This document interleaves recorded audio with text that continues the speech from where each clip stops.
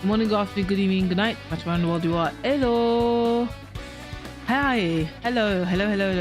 Sorry about that. We are back. I know I had to. Sorry for my last stream because, like I said in my tweet, I forgot to put it in Discord as well. Actually, my bad. Let me put that in Discord. No, wrong one.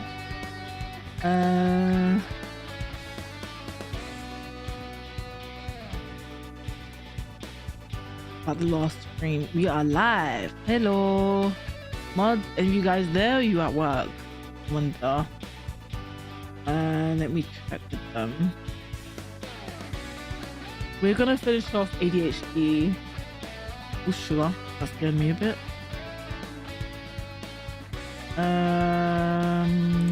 Yeah. Okay, that is fine. Yes, we are live. I can see mods. Hello.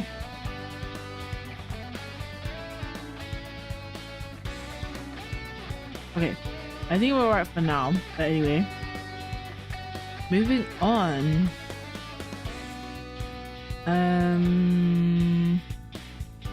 Yeah, cool. Alright, y'all. I'm Oren Okami. We're gonna finish off the stream. So today we're gonna do ADHD. I want to maybe tonight. I'm giving myself a bit of a break. I might do another one tonight. We will see. Maybe Twisted Radio stream. I'll see. Anyway, こんにちは、こんばんは、おはようございます。私はオレンオカミです。よろしくお願いします。なめこみしゃんとんぜん、andオレンオカミ。Alright, we're here now. Let's do ADHD. So, okay, if you guys can see as well. So ADHD is attention deficient hyperactive. I have snacks, by the way, so don't worry about me. Please ensure you guys eat. I'm fine. Oh, that in case we get thingied a bit. Yeah, that's fine. Perfect. Alright, so attention deficiency hyperactive disorder. Like I said, under the NHS. Yeah, it's fine if you see my mouse. It's alright. Okay, it's a condition that affects people.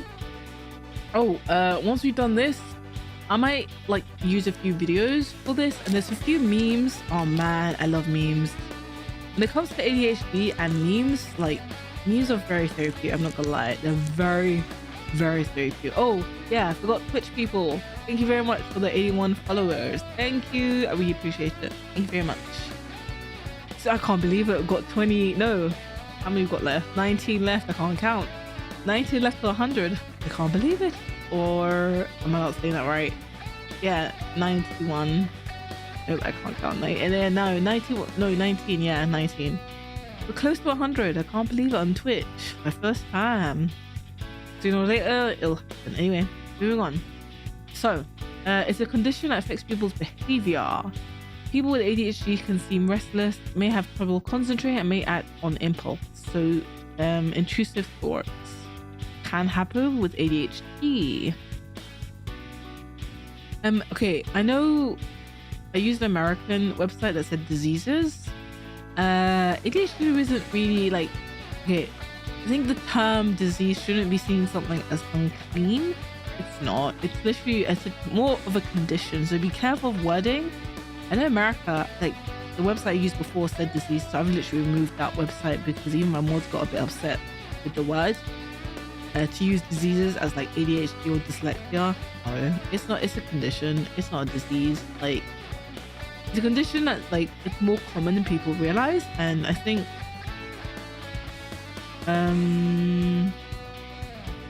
yeah, if people are gonna be rude about it, fuck off.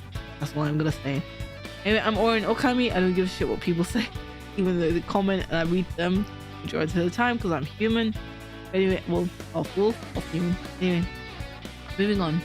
Okay, symptoms of ADHD tend to be noticed at an early age and may become more noticeable when child's circumstances change, such as when they start school. That can also happen. ADHD can also happen with like traumatic events as well. Divorce, separation of parents, and all that stuff. So it really depends on your like system or like unit of your mind. Oh, sorry, that clicked. Just have to move my mic so it sounds a bit, doesn't sound so weird. All right. Yeah. Oh, where am I? Whoopsie. Ish. Mods. I think I have to get a mod for my Twitch as well. I think I have to get a mod soon for Twitch. What else did I want to say? Okay. Okay. Most cases are diagnosed when children are under 12 years old, but sometimes it can be diagnosed later in childhood. That is true.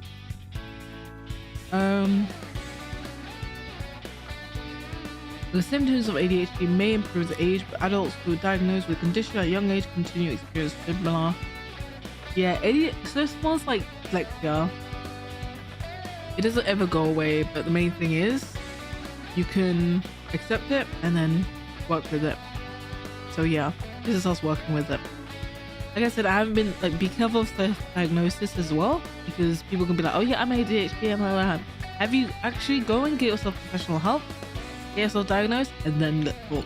Literally, don't say, oh yeah, I have this. Be careful of self-diagnosis. That is very dangerous, because people can diagnose themselves so much. Like, oh yeah, doc, I have this. Why don't you even get yourself checked first before? Disclaimer alert, I am not a doctor. Please be aware, I don't have a medical license. Never want to have a medical license. Holy shit. I have friends who've done medicine and they hate it.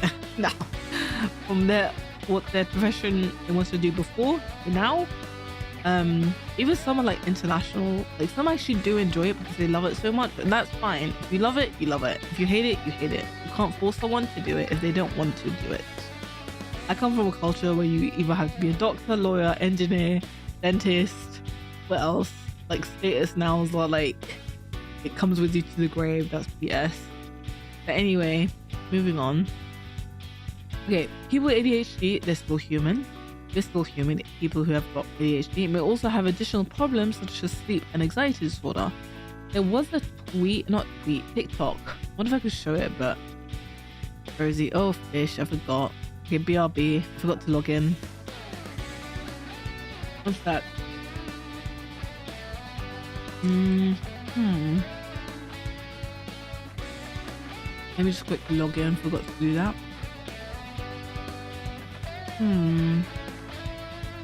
I was prepared till gremlins came in and they wanted to use my computer. I was like, nah. Computer. That's not American there. Computer. Computer. Oh god. Water.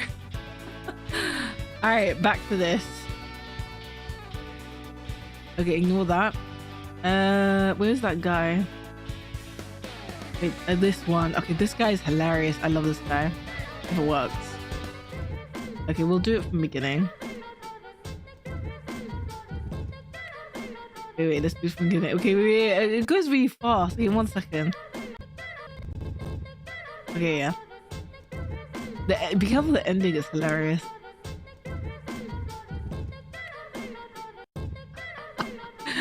Okay, that's pretty much yeah. So forgot to put this on. Yeah, so like I said, insomnia. How do I deal? I sleep very well at night because I go to the gym a lot now, so I pretty much exhaust myself before I go to bed. I know it's almost a bad out. I know it's not a bad out. It's more when it's nighttime, you feel tired. When you have coffee, don't have coffee at 6 o'clock or 4 o'clock or 5 o'clock, because coffee, you need time to get rid of that energy pretty much. We will talk about sleep disorders because it's a lot more common than people realize, especially insomnia.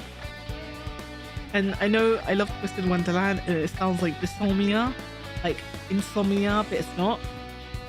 Melissa, does he ever sleep? But he makes us sleep in the game. If you watch Twisted, oh man, it's a Twisted thing. It's a Twisted. I like Twisted a lot. Anyway, moving on. Getting help for ADHD. Many children go through phases when they're restless or inattentive. This is often completely normal. It does not necessarily mean ADHD.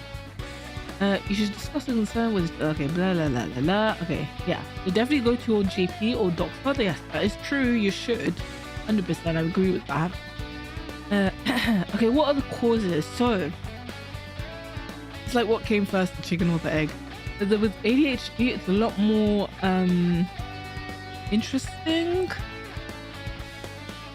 So, you can never find the exact cause of anything nowadays. It's not that like simple, unfortunately. We are, as human beings, we're quite complex. Exact cause of ADHD is unknown, but the condition has been shown to run in families. That is true. So it can be like, if mothers have sons, it could be from the mother to son, or if like mother, like parents wise, if one of the parents has ADHD and the other one doesn't, more likely the child's gonna have it. If both parents don't have it and the child all of a sudden gets it, that's more human, not human, environment basis. I could be wrong, and there's nothing wrong with being wrong. I could be right as well, you never know. Anyway, like I said, disclaimer, I am not your therapist, I am not a doctor. Oh, I've got to say in Arabic as well. Assalamualaikum warahmatullahi wabarakatuh. Moving on, it's the joys of being ADHD. Like I said, we will talk about insomnia and misdiagnosis. Like misdiagnosis of doctors, it happens. So when doctors misdiagnose people as like what's the perfect example that I can give? So bipolar disorder is very different to schizophrenia, but bipolar disorder, people could have that and could also have some symptoms of schizophrenia as well. We will talk about schizophrenia. Like I said, I'm trying to reduce the stigma as much as possible because I think the world needs to realize, even if a person has mental health, they're still human. And yes, we need more mental health days, 100%. I hate the 8-hour work a day, 5 days a week. That's just silly. That needs to change sooner or later. But anyway, moving on. Hopefully this will change for future generations. You never know, being on YouTube and Twitch and Twitter and other places, but I'm not really bothered to say anymore because people are getting too much about that. So moving on. Having factors suggest that potentially having a role in ADHD includes, so similar to dyslexia, but that's not, this isn't like, they have to do more trials, and obviously you can't do a trial and test because that's come to a baby. This is what they believe, and this is NHS wise. So with NHS, sometimes you have to take things with a pinch of salt because when you work in this kind of settings or company, it's more. Anyway, I don't want to give like false information, but yeah, this is pretty much NHS, but I know there's other factors to that. They haven't like said, they said before with parents, but it can also involve. So if not only during pregnancy, it can also happen, so men or women, it doesn't matter on gender sometimes these days, but fertility can also affect. So like for alcohol and smoking, can also affect the fertility of a person, or yeah, human being pretty much as well. But yeah, this one, I feel like they just say that because obviously like I've seen, yeah, anyway, there's a lot more they need to like control on that, because not everything, I don't know, I'm not the one, like I said, disclaimer, I'm not a doctor, I'm not a counselor, not your therapist ever, but I will be the VTuber, mental health VTuber, as well as like voice acting as well. I do like voice acting a lot. To be quite open in jargon, so not like doctors. I don't talk like a doctor, no, never want to talk like a doctor. I want to talk more of a understanding, I guess. So people like me and future generations have more understanding of what they could be going through as well. But this one, so okay, this is gonna sound judgmental, like, but in general, you shouldn't even have a child if you're gonna do that. It's truly easy as. don't care. I'm gonna just get an abortion. There are at least three. I would say this. I said it before and I said it again. There are some people out there who shouldn't even have children at all. Okay. ADHD can occur when people are early intellect ability. So it's not based on intelligence, but although it's more common in people with learning difficulties. That is true. They do say as well, like the older you get, the harder it is to get a child and all that, or create a child is the best way of saying it. That is true. You can also have other factors as well. Okay, how attention deficiency hyperactive disorder is treated. Alright, for children with ADHD, the nuclear but can be managed with appropriate educational support, advice, and support for parents and affected children alongside medicine if necessary. So, I'm the person, yes, medicine is definitely needed, but if it makes you become a vegetable, like when I mean vegetable is literally you see the person but they're so calm and collected, but it makes you wonder what happened to the intellect before. So yeah, it really depends. I'm very like, there's like almost like nature nurture argument, but some people will debate on that as well. Be like, no, it's more nature than it is nurture. But nurture can also affect parents, how they grew up as well, because obviously nobody's parenting is perfect. There's no golden child or perfect child. That's just bullshit, literally. If it's necessary, medicine. But yeah, psychosis, 100% that medication is needed for psychosis, 100%. I'm sorry to say it, but please do ensure you remember you'll take your meds. Use whatever you need to remember to take your meds. Medicine, especially in psychosis, because sometimes it will help for future, but it's also to help you understand what's going on for you as well. It's not easy, like especially for psychosis or anyone who has episodes. It really isn't easy for the person that's dealing with it. Especially we will, like I said, we'll talk about hallucinations, schizophrenia, bipolar, in Japanese, in Arabic, in English. Like I said, if you don't like my streams, you're welcome to leave.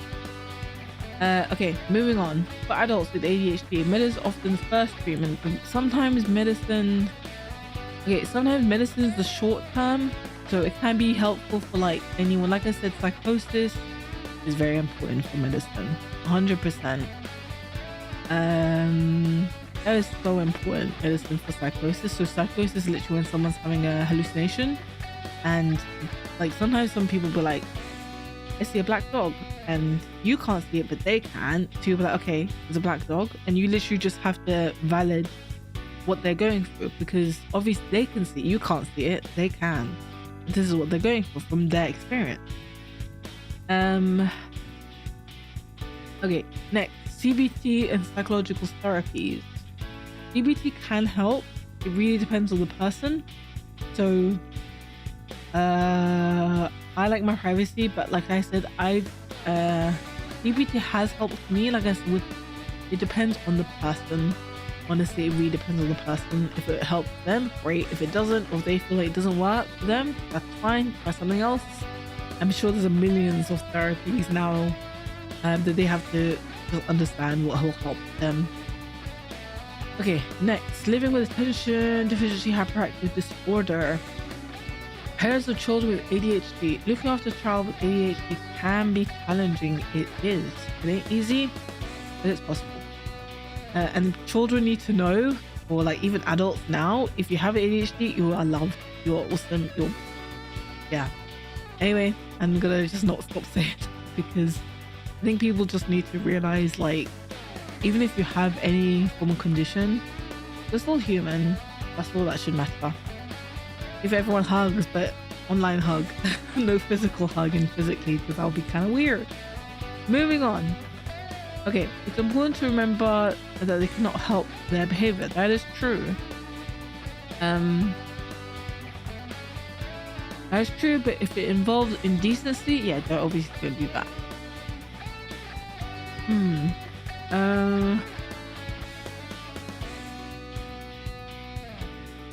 Okay. Some day-to-day activities might be more difficult for you and your child, including get your child to sleep at night, getting ready for school on time, listening and carrying instruction, being organized, social occasions, shopping. Adults, I'll start with ADHD because we're human as well. Adults with ADHD might find they have problems with organizing time and management, following instructions, focusing and completing tasks. Coping with stress, we will talk about this. Coping with stress is we will talk about overworking because there's some overworking not just in Japan, yeah, it happens around the world, unfortunately, not just in Japan, but I think Japan is more accepted. Oh man, I feel like I'm gonna get a lot of Japanese aunties on me. Well, if it happens, that happens. But yeah, I feel like in Japan it's more accepting for companies to burn out or overwork, or even overstress their employees, which is really bad. It does happen. Perfect example, no idea what's on her status. I didn't even mention why they're on her status. You know, the anime Zom 100.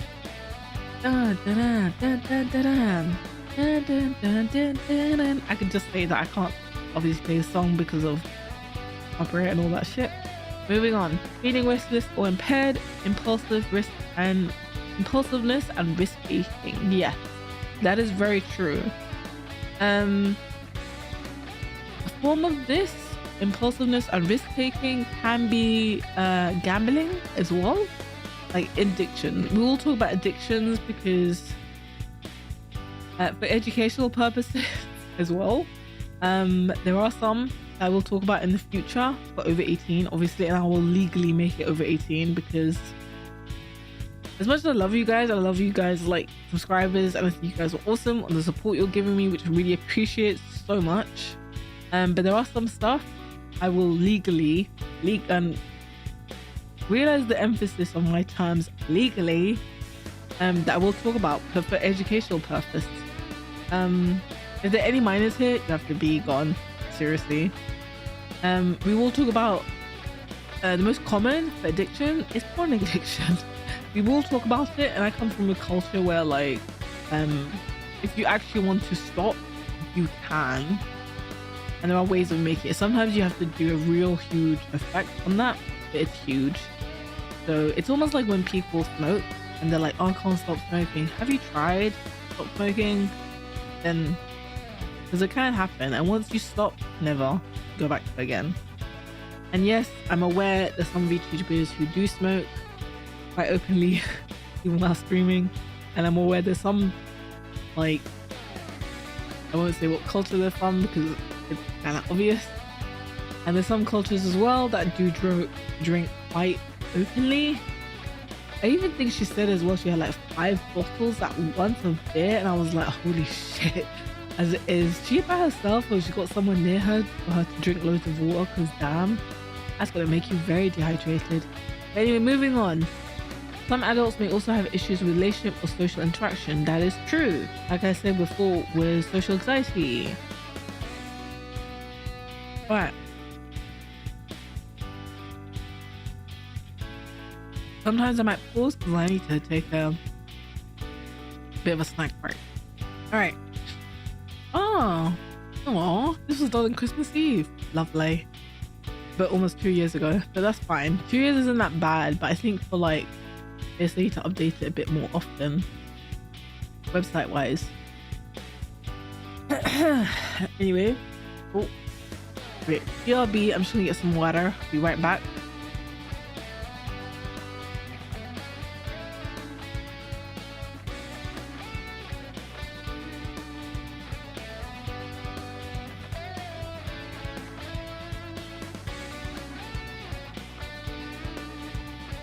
Hello, when you now. Okay, all right, let's talk about symptoms of ADHD. I would love to talk to, so addictions where I would love to collab with someone talking about addictions, because I think it's just a nice experience. But like I said, I'm not your counselor, I'm not your therapist. We're gonna have more of a talk, because I know some people with addictions and smoking is more stress related, where they want to breathe, but obviously smoking isn't the best way of dealing with stress and alcoholism. It's not. In the long term, it's gonna affect many of your organs, and in the future, you probably have to, like, long term wise, with smoking and alcohol, it's probably gonna affect you so much that you'll probably have to get a transplant. Like, I'm being serious. Like, there'll be situations where I've seen. Anyway, just moving on. Okay, so symptoms of ADHD. The symptoms of ADHD. Symptoms of ADHD carries in two types of behavioral problems: inattentiveness, the difficulty concentrating and focusedness, and hyperactive and impulsiveness. To be honest, I think I have both of them, but I could be wrong. So I think with games, as well, I lose concentration if I'm losing quite fast. If I'm not losing, or if I'm losing quite often, and I'm not winning at all, then I'm like, okay, I'm done. Literally. I like to say myself as a perfect example of ADHD, but I could, like, yeah. Anyway, moving on.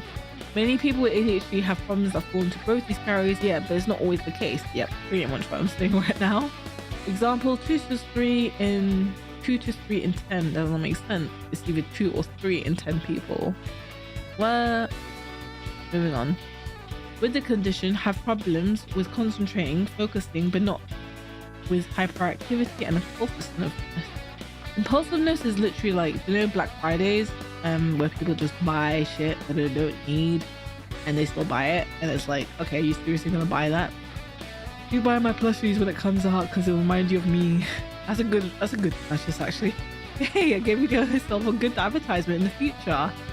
For plushies, if I make a plushie, it more likely, if I ever do make a plushie, it'll be more likely this one than the other one. This one's more my mental health outfit. It's mostly this one. Anyway, moving on. This is a form of ADHD. It's also known attention deficiency disorder. The ADD can also be sometimes go unnoticed. The symptoms may be less obvious. Yeah.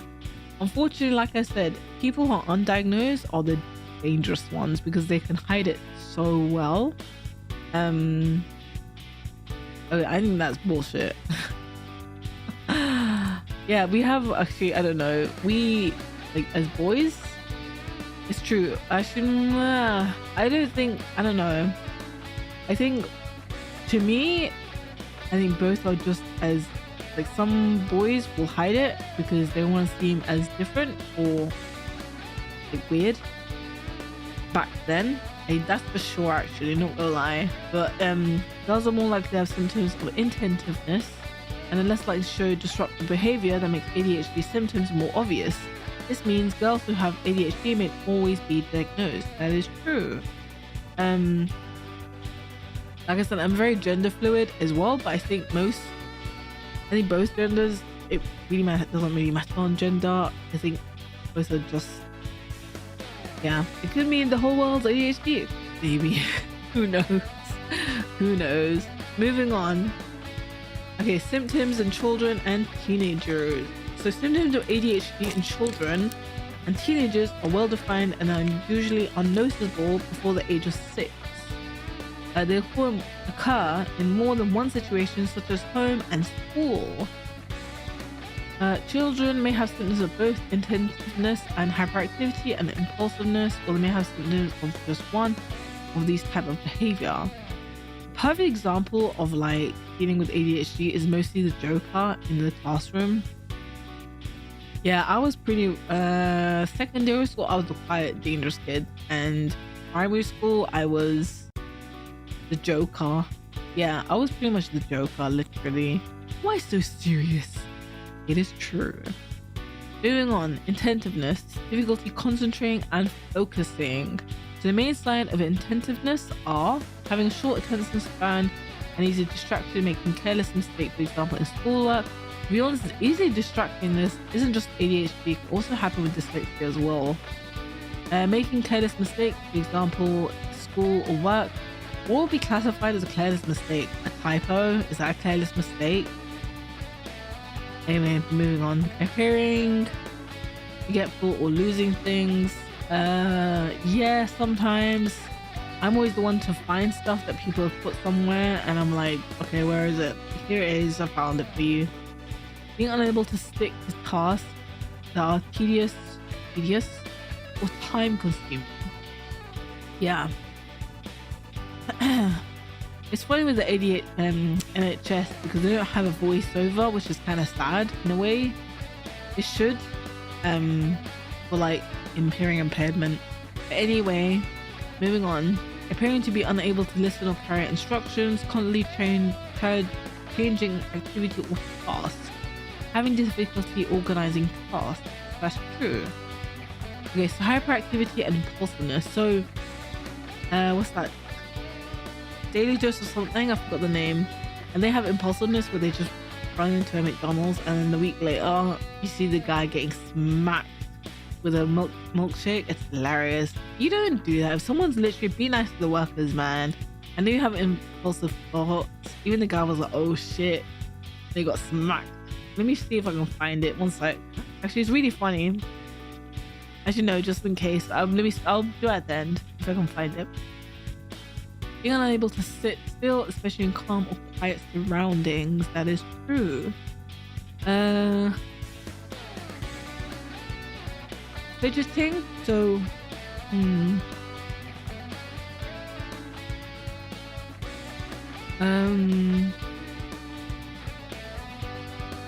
fidgeting can also be like, you know, when your leg shakes, that could be a form of fidgeting. Or I think with like the pen as well, fidgeting. Like some people, they like have a scarf and like stroke it as a comfort. That's really interesting. But yeah, there's millions forms of fidgeting. It's funny as well with Japan's culture because if you fidget if your leg keeps on moving, it kind of shows you're nervous, or it means that it'll become like but like if you fidget so much or you're very nervous, you keep on fidgeting, it literally means you become poor in the future. Which is obviously bullshit, but obviously go get checked out. Go and get it checked. Being unable to concentrate on tasks, excessive physical movement, excessive talking. Yep. I have ADHD, whatever. We've got to get it tested first. Being unable to wait their turn. Yeah, a lot of people don't have, I think even with ADHD or not, people don't have patience. Acting without thinking is intrusive thoughts.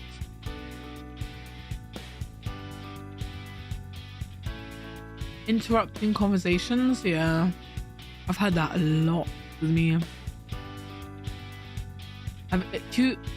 Oh man. I swear I have like friends who are ADHD just like me. Well, I'm not diagnosed yet, but even they say I've got traits. And every time they interrupt me or I interrupt them, we both like say in sync, we're like, you're interrupting me, and then we both go quiet.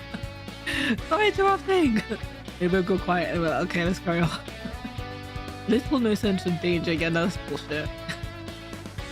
That's bullshit, I swear. Vigilance. Vigilantness.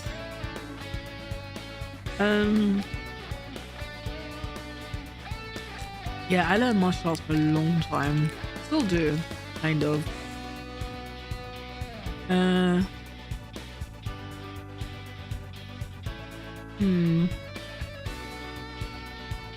These symptoms can cause significant problems in child's life, such as underachievement at school, post-school social interaction with other children and adults, and problem with discipline. So, pretty much authority, I guess, a behavior, related conditions in children and teenagers with ADHD.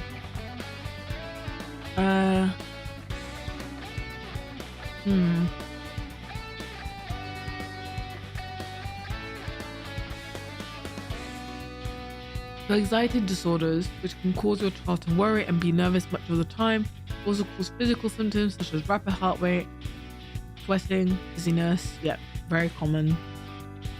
Very, very common actually. It's like almost a social anxiety as well.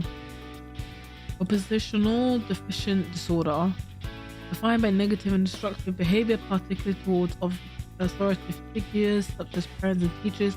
You need to add police as well. Number of times of seen, especially kids now, are not just kids, actually I've seen a few adults as well. They'll be like, I've got ADHD. Yeah, it's fine if you have ADHD, that's fine, but don't like act it as if it's an excuse. I know like recently there's been a few stories with like people murdering people, and then they'll use the same fucking privilege excuse. When I say privilege, you guys should know what that means. When I say privilege, a particular color. Yeah, not black, obviously. Unfortunately. Sorry, I'm laughing. No idea I laughed there. But anyway, moving on. It's a real shame, but yeah, it needs to change slowly but surely. But yeah, those who are privileged and they keep on using the excuse of mental health as an excuse to murder people, that's a dumb excuse for. To use mental health as an excuse to murder people, you're literally taking someone's life. Like, no, that's no excuse. I don't care. Don't give a shit. There's no excuse for that. To take someone's life just because of mental health. This is why you need to get help before it gets to that stage. Seriously. Okay, conduct disorders. This often involves tendency towards highly antisocial behaviors such as stealing, fighting, vandalism, and harming people or animals. Like I literally said before, people always think it's okay to use mental health as a excuse for being abusive to physical, verbal, I don't give a shit.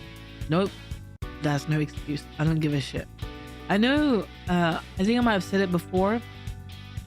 I didn't say the name of the Japanese voice actor that was very rude on Twitter. And the funny thing is about him actually, because a lot of people said a lot of stuff to him on Twitter, on like shit stuff. I don't even say Twitter anymore. And I don't think he ever apologized for it. So it does happen, not just with Japanese voice actors. Like seriously. Moving on. Excuse me. Depression. Yep. Yeah, it's a huge relation to ADHD as well, because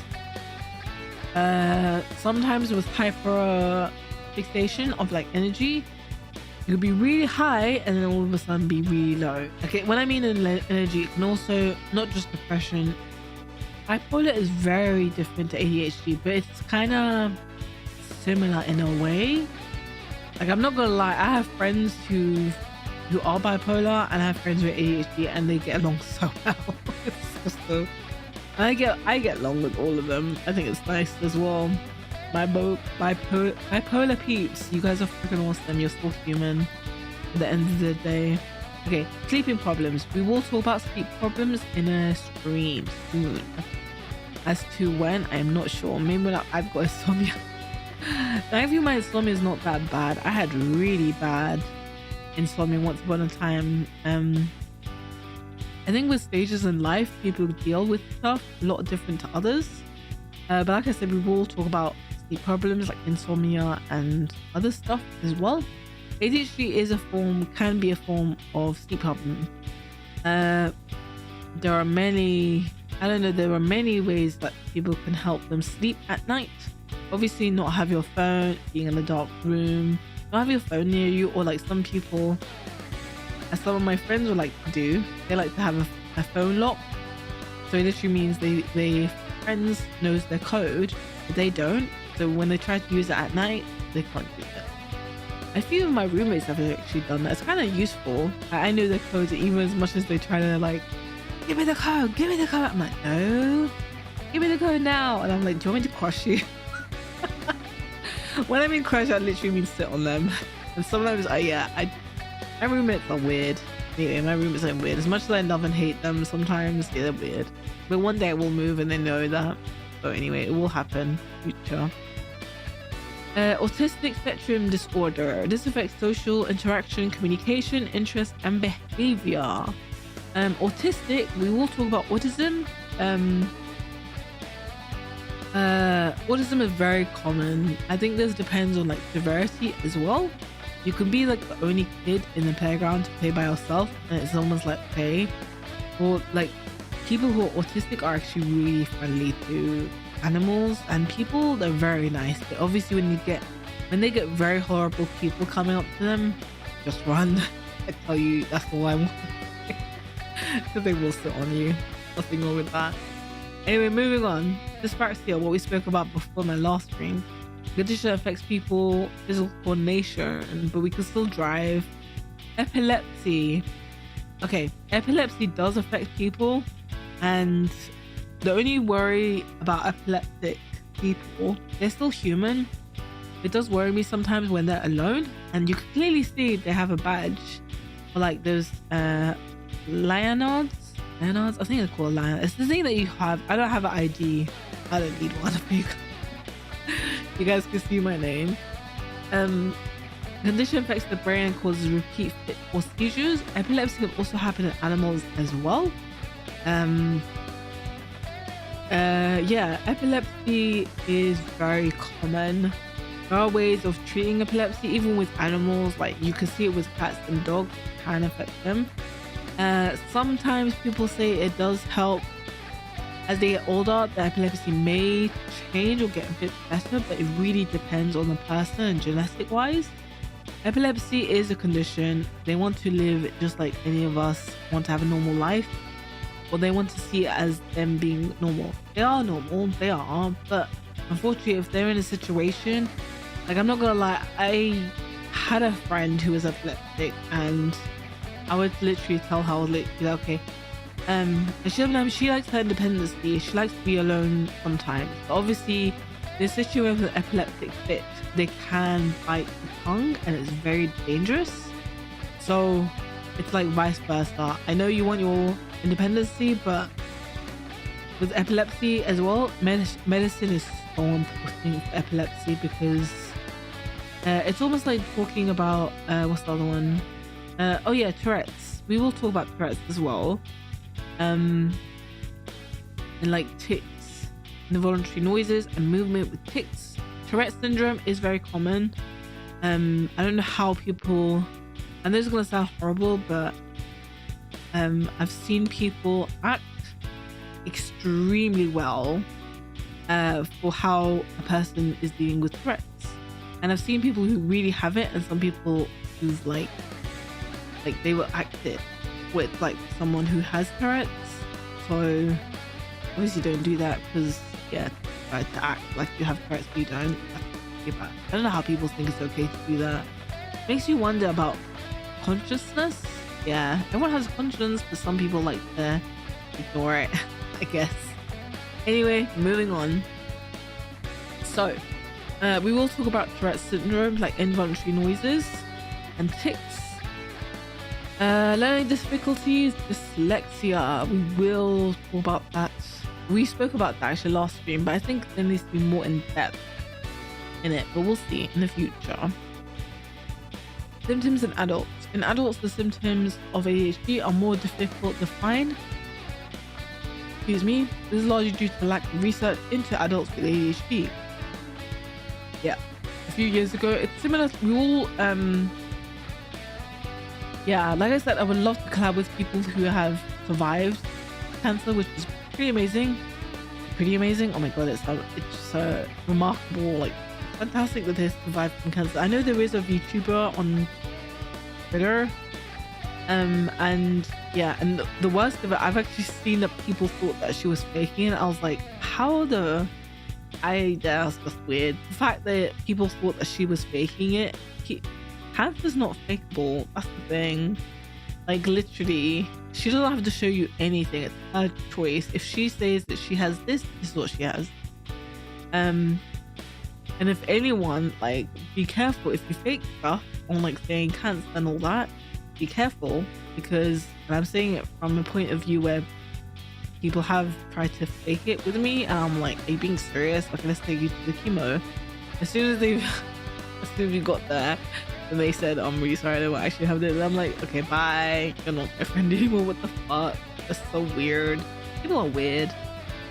Moving on, I would like to talk about cancer, because it doesn't just happen with adults. It also happens with children as well. A lot more common now. of all age groups. There's no age group that cannot deal with with cancer. So yeah, I would like to collab with someone who has survived, and I think it's pretty amazing that they have, and I'm really glad.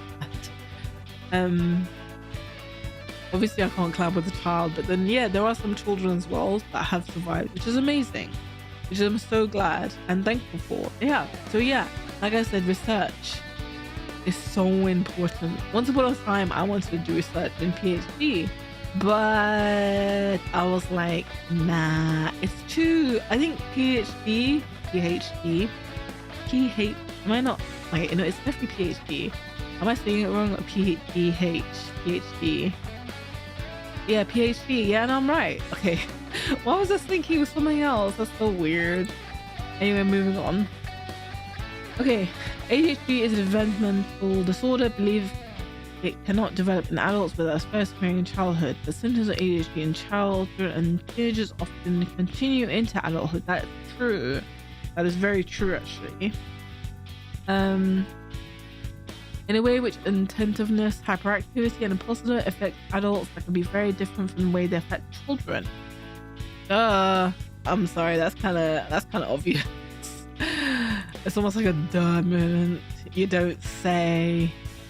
For example, hyperactivity tends to decrease in adults, while attentiveness tends to remain as the pressure of adult life increases. That is true. That is very true.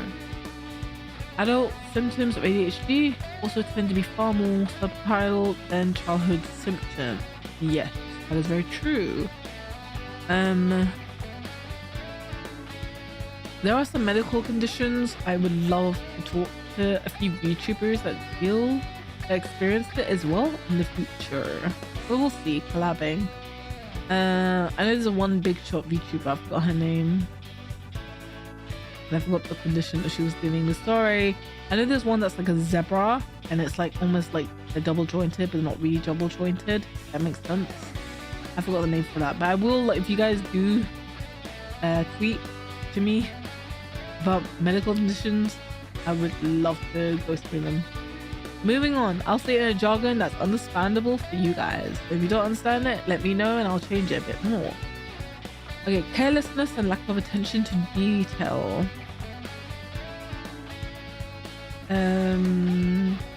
Yeah, I kind of have a lot actually. I want to say carelessness, it's more not unfortunately in some situations. It really depends on the situation as well. So okay, continuing new tasks before finishing old ones, organization skills, innovative focus or prioritizing tasks are very important, especially this day and age with the social media stuff. Continuing losing or misplacing things, forgetfulness, breathfulness, edginess, difficulty keeping quiet, speaking out of turn. It can also be like quite introverted and extroverted people, but it really depends as well. Bursting out responses and often interrupt others, mood swings, irritable and quick temper, inability to deal with stress, extreme impatience. That is true. Taking risks in activities often with little or no regard for personal safety or safety of others, for example driving dangerously. Yep. So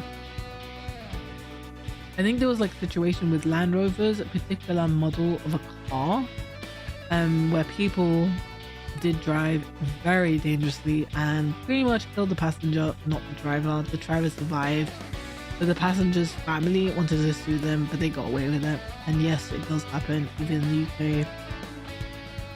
The worst actually, okay, can I mention alcoholism for this? So drink driving is very dangerous. Obviously, please don't do it. If you think, I would rather you get home safe by a driver or an Uber or all that stuff by car, and for you to drink drive, because that is, you can literally kill someone if you drink drive. And if you think it's okay, or you're like, oh yeah, I just had like 1 pint of alcohol and I'm gone drunk. Nah dude, if you're piss ass drunk, you get a cab. I don't give a shit. Especially now, I'm so glad for the taxis and all that stuff I'm better before, because drink driving is very dangerous. Will I talk about?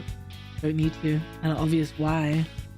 Moving on, because I'll get a few dumbass people that'll be like, oh no, I drank a bottle of red wine and I was fine. Fuck off. If you drink 5, I swear to God, I will diss you so fucking much. Even though ancestry, they even drink drive. Anyway, moving on. Don't do and drive. It's not right at all. Moving on. As with ADHD in children and teenagers, ADHD in adults can occur alongside several related problems or conditions. That is true. Like I said, depression is very common. One of the most common is depression, like I just said. I know the script, but I didn't actually read it. Other conditions and the adult have alongside ADHD include personality disorders. Yes. I do want to talk. So personality disorders, the American term is DID, so dissociative. Sorry, I'm trying to remember. Okay, DID, personality. We don't do the test. Okay, dissociative identity disorder. That's it. Where you have multiple personalities. So it is treatable. Yes. Doesn't require lab testing or image. Can last several years or be lifelong. More common in females, but to be honest, it can also happen with males as well. But I think males is a bit more difficult because I don't know, I'm not gonna lie, there are some misdiagnoses with doctors, but we will talk about this. Huge, because like I said, I know like some people like to keep, I'm sure I've told you guys about depression, ADHD and dyslexia. I'm quite open to mental health because I know myself best, as many other people know themselves best, and that's it. Easy as. If they ask for advice, they ask for advice. If they don't ask for advice, don't fucking give it to them unless they've asked for it. Like seriously. Okay, I can just touch on this just a bit, but I want to collab. So like I said, mental health needs to be a bit more open because of how people should treat people who have mental health, because no, they're not crazy. No, they're not psycho. No, they're not monsters. Shut the fuck up. Those who actually think that, or ignorancy. There's so much ignorancy and arrogancy of mental health. People need to realize they are human. They eat, drink, sleep, shit. Same thing, just like you. There is no difference. Just because they have mental health means that they're different to you? No, they don't at all. And to be honest, from what's happened to them from childhood is completely different to yours. Okay, the personality disorders. A human, please. To be honest, I have met a few. I don't know if I'm allowed to say this, but their personality is very beautiful. But at the same time, I'm not trying to like mention like, oh, everyone who has personality disorder are beautiful and gorgeous. No, not always. That's just human. I'm not trying to sound like I'm ignorant or arrogant. Not at all. People who are open to mental health are pretty much the superhuman people because of what they've dealt with people. It's like almost with disability, you can physically see it, you cannot physically see it, and it's none of your business. Like, yeah, people want to have privacy, that's fine. They want to have privacy, they want to have privacy, that's really up to them. You can't force them ever to mention anything that they don't want to mention. You can touch about it, they can say it once, and that's it. Leave it as it is. Respect them. Respect the people who have mental illnesses, because I swear to God, I think I would be blue in the face with some fucked up people that I've dealt with. And to this day, people think mental illness is not actually real. It's real. And to be honest, it needs to be more open than ever, especially this day and age, I think. Because what people see in movies or like Korean dramas, it's not like that. It's very different. I think there was what was it? Heal Me or Kill Me? Let me show you. Oh, this is a perfect Heal Me, Kill Me. Was it Kill Me, Heal Me? Kill Me, Heal Me, that's it. Okay, this is so not all people who have personality disorders are wealthy because of what they have to deal with. So, and it's not just men that deal with it, it's women as well. I think it's more people don't realize, yeah, kill me. This is brilliant. The actor actually, the only thing about this, like obviously it's media, obviously it's Korea, obviously the like people with personality disorders, it isn't like this, but it's very clever the way they portrayed it. But obviously this is like one of his personalities. This is one of his personalities. Yeah, obviously it's not all personalities are like that at all. They do emphasize a lot on like from 2015. Yeah, no, that needs to be, yeah, like I said, so there are some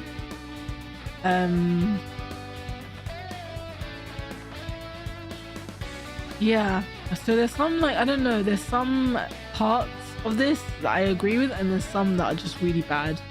It's obviously a drama, it's media, but the way they portray it, it's not, it does meant to focus on mental illness and child abuse, which needs more love than medicine. That is true. The message is inspiring as it says to people suffering from mental disorder. Heal me is true. Heal me instead of kill me. It's true. So don't diminish a person. So when I mean by diminish, make a person feel small because of their mental illness. No, to make them different because of how much shit they've dealt with. And yeah, like I said, we will talk about personality disorder, schizophrenia, bipolar disorder, because of how ignorant. I think the world's two characteristics I judge on people is ignorance and arrogance. I don't give a shit. I don't care. If you want to collab with me and you have ignorance and arrogance, or you say a joke that's actually very offensive, nah.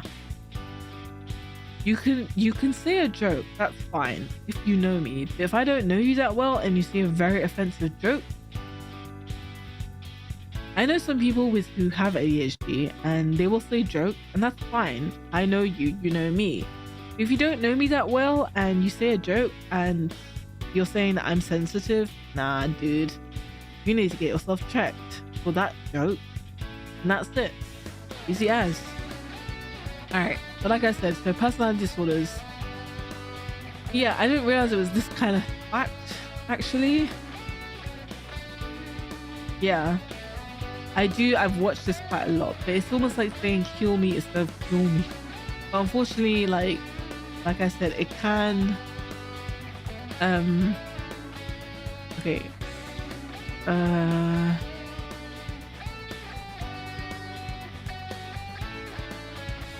yeah, we will talk about this because I have met a few people who were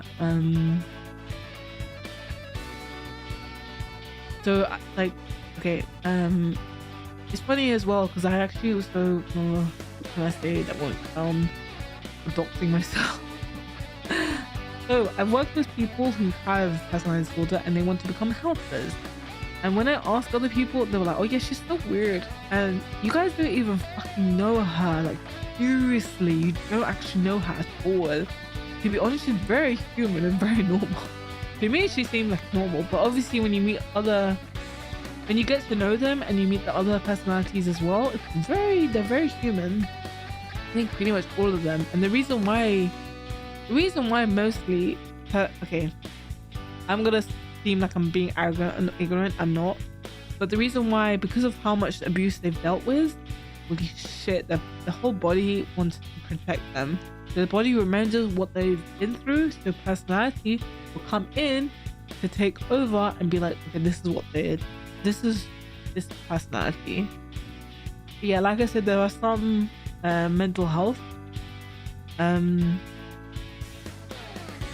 To be honest, like I said before, so everyone's like talking about her, saying, oh yeah, she's really weird, she's waving at people that are not there. When I spoke to her, honestly, like I actually felt really sad for her for some reason, which is really weird I even said this to her, and she's like, oh, yeah, that's probably because of this and that. And I said, okay, that's fine. That's fine. And then when she told me she had this, and like I said, obviously I'm quite private with people, and people can be private with me, and that's fine. That's just the way it goes with people. That's fine. But you don't probe. If someone doesn't want to tell you something, don't ever ask them or force them to say it. That's very uncomfortable. I did meet 3 of her personalities. I want to say I was close with her because obviously university, and like back then we dealt with a university that was really bad. Because unfortunately, I don't think she graduated because unfortunately with conditions, especially personality disorder, can really affect the person. That like you literally just have to I remember this person, she had to stop everything to deal with personality. Anyway, sorry, we're talking about ADHD. The personality disorder, it is real. I would recommend watching this, but obviously, like I said, take it with a pinch of salt because it is Korean drama, so it is very Korean mediaized. Because obviously, there's a lot of like unconsent stuff. It's not R18, so it's 13, I think. I think it's on Netflix. Yeah, it's on Netflix. Do watch it. I'm actually tempted to watch it again just as a good reminder. But yeah. People who have mental illness like us, don't kill us, heal us. We can heal ourselves. Yeah, I definitely can't show this, but obviously go on Netflix. It's on Prime as well, which is kind of cool. But yeah, the actor, Jin Sung, oh, he's brilliant. And even like... Okay, these are the actors for this drama. It is a drama, so like I said, it is very Koreanized. When I say Koreanized, so like it's a program. It's very nice. They show like heal me. Yeah, so to heal the person, not to heal. But yeah, everyone's different. It's not like I think like with mental illnesses, yes, there are medications. Yes, there are ways of getting help. The person knows themselves better than anyone else. So yeah, I do like this voice actor, this actor, he's brilliant. Yeah, he's brilliant. I don't even remember how old he is. Oh, he's young. Oh, he's got lucky number 7. Oh my gosh. Okay, wait. This is the actor for... Oh, he's 40. Oh my god, 46 is very young. Aww. But he has kids? Damn. Oh my god, he got married very early. That was 10 years ago, so 36. 36 is actually a good age for men as well as women. To be honest, like, as long as, like, if she hasn't... it really depends on the person. If a woman gets to get married, if a man wants to get married, I'm gender fluid, so I'm not really fussed. If they want to get married, that's fine, but you can't force them. Bipolar disorder, so I have a lot.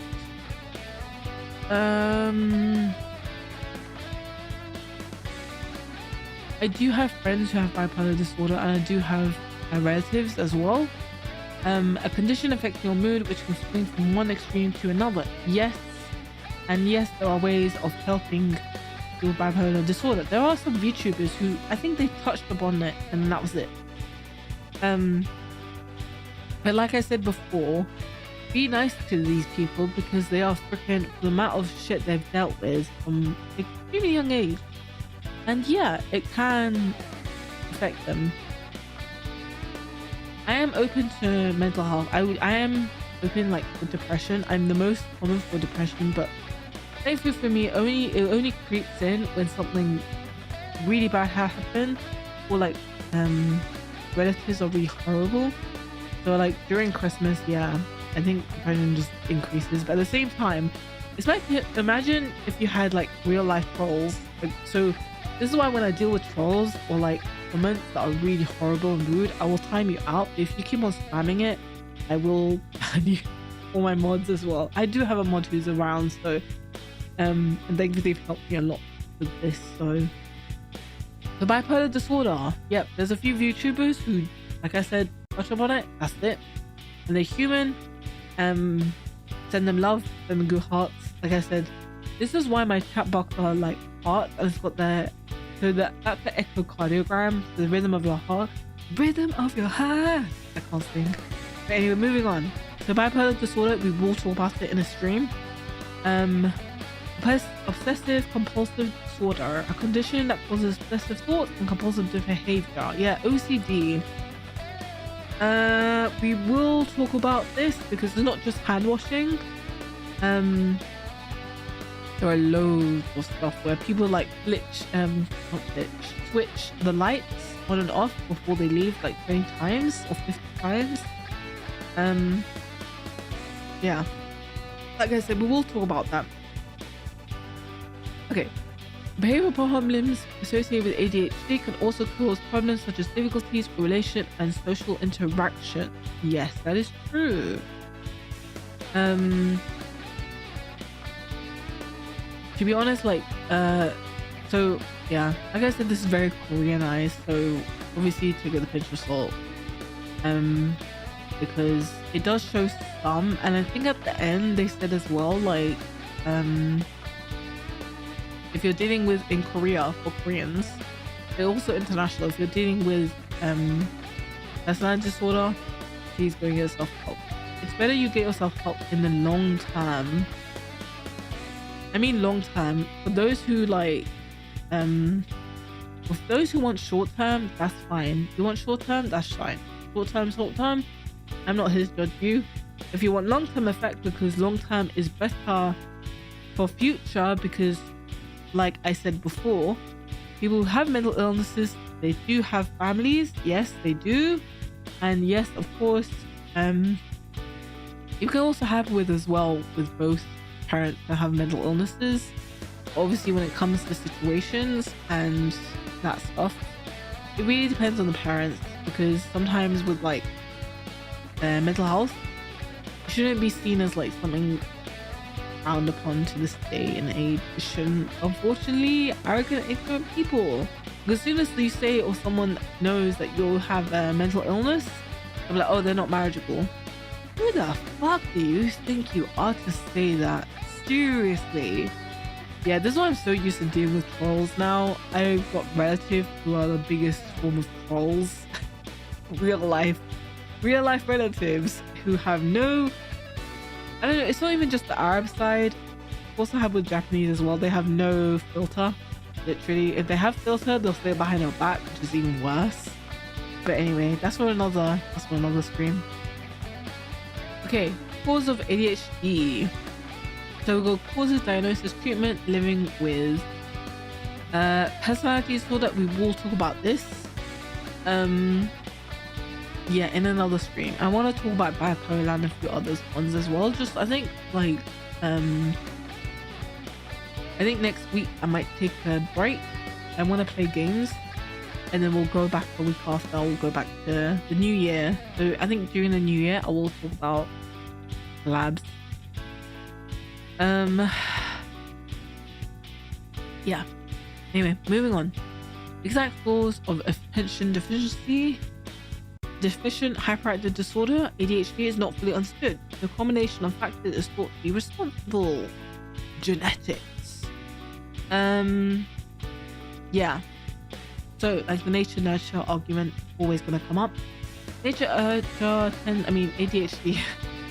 tends to run the families, and in most cases it's thought the genes you inherit from your parent are a significant factor in developing the condition. That is true.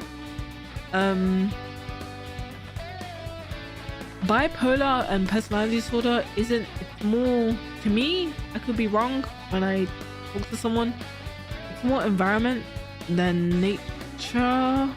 Like nature, I mean genetics, because it could also happen genetics as well. Like, so schizophrenia can also be like, there could be a factor or a gene that you have that could be increased when you have children, and then like, yeah, it really depends. I think like there are some TED talks we will talk about when it comes to schizophrenia and everything. So yeah, we will talk about it. But yeah, like I said, next week I think the schedule is, let me check the date. Yeah, next week is the first week of the new year. I think I'll take a break from that, and then I'll carry on the second week. So the second week commencing the 8th, no, 7th is a Sunday. Yeah, I'm Arab and Japanese. But anyway, I'm very anyway, moving on. Developing tradition. Research shows that parents and siblings of someone with ADHD are more likely to have ADHD themselves. That is true. However, the way ADHD is inherited is likely to be complex and is not thought to be related by a single drastic fault. That is true. So with genes like stroke, oh, need to change that, sorry, on Twitch, that's incorrect. Yeah. Yeah, so like I said, my name is Orion Okame. Yeah, there are some like genes like strokes and heart disease can be genetic as well. Brain function, but anyway, that's for another stream. Brain function and structure. Research has identified a number of possible differences in the brains of people with ADHD from those without condition, although the exact significance of these are not clear. That is true. Yeah, that is actually true completely. I agree with that, surprisingly. I forgot actually, we will do streams on cleanliness and hygiene because mental health wise it is very important. Even though yes, I'm a streamer, I'm a VTuber streamer, which is so much better than being a face streamer to me. Yeah, we will talk about cleanliness and hygiene because it's very important. Because yeah, I've dealt with people who are schizophrenic, and when you walk into a room, they're actually pretty clean because like condition wise, and they've got help, get them help, heal, all that stuff. We're healers, we're not defenders, and we're not okay. For mental health, we are healers, we are not defenders, or not defenders. Doesn't make sense. Heal me, not kill me kind of phrase. So don't kill the mental health that people have dealt with or gone through, heal them instead.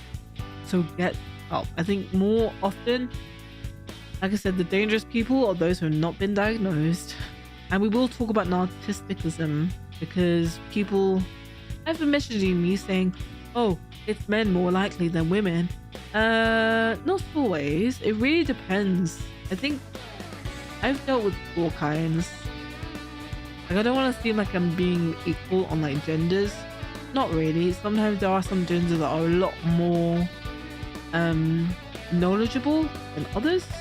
It really depends. It really depends on the nature argument. But anyway, moving on. For example, studies involves brain scan that have suggested that certain areas of the brain may be smaller in people with ADHD, whereas others may be larger. That's interesting. I have a big head. I've actually had to use my head once in my lifetime. Yeah, when I was quartered. Imagine Gojo as a child. That's pretty much me, but worse. Much worse. I love Gojo. He's one of my favorite characters, but I love the voice actor as well. And the voice actor calls him a psycho. I think in like one of his streams, he was just like, he was a very weird person. Nakamoto Yuchi, he's the voice actor for Gojo. Yeah, I wish my Japanese one day gets really improvement. I'll be fine to talk to people in Japanese in the future. Arabic, I just feel they're gonna cuss me, and Japanese as well, but it will happen in the future. Who knows? I would like to collab with Japanese YouTubers in the future. Moving on, we're just talking Japanese. That'll be so much fun for me because I prefer. Nihongo onegaishimasu. Ne? Alright. Other studies suggest that people with ADHD may have an imbalance in the level of neurotransmitters in the brain, or that these chemicals may not work properly. So like beta blockers almost.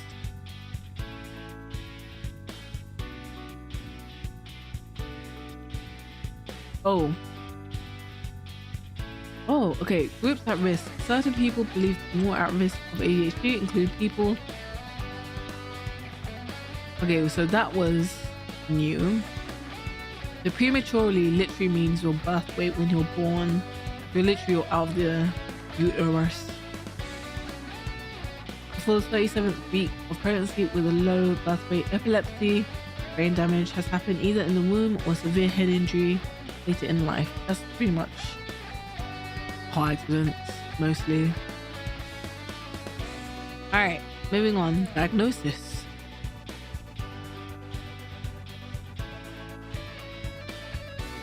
If you think your child or you may have attention deficient hyperactive disorder, speak to a DHD. That's true. Or teachers, or like educational people.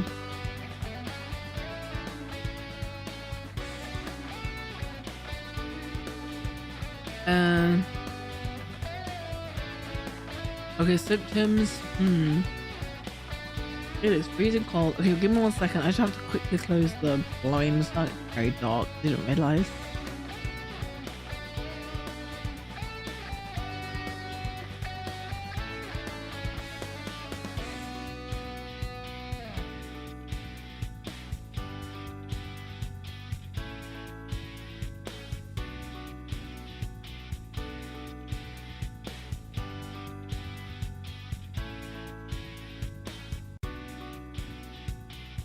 What, am I muted? No, I'm not. I shouldn't be. Oh gosh. Alright, we're back. Hello. Okay. Symptoms. Symptoms can affect you or your child's basis of your life. For example, it can make socializing difficult. That is true.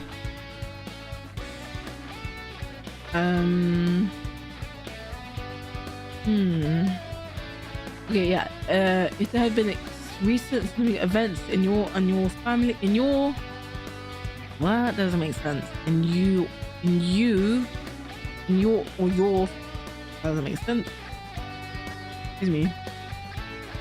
Events in your life. Okay, that doesn't make sense. There's been significant events in your life or your child's life. That'll make more sense. Such as death or divorce in the family. Yes, that does. Or separation can affect the child. Yeah, that's true. But like I said before, discrimination is huge when it comes to that situation. If there's a family history of ADHD, about any other problems or symptoms of different health conditions your child may have. Watch for waiting. 10 weeks. Gosh. Yeah. Give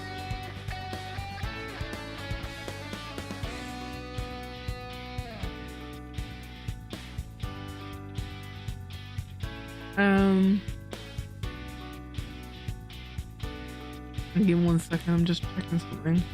Okay, let's go to the adult part. Get it. Adult. So possible ADHD. People assess your symptoms and may refer to an assessment.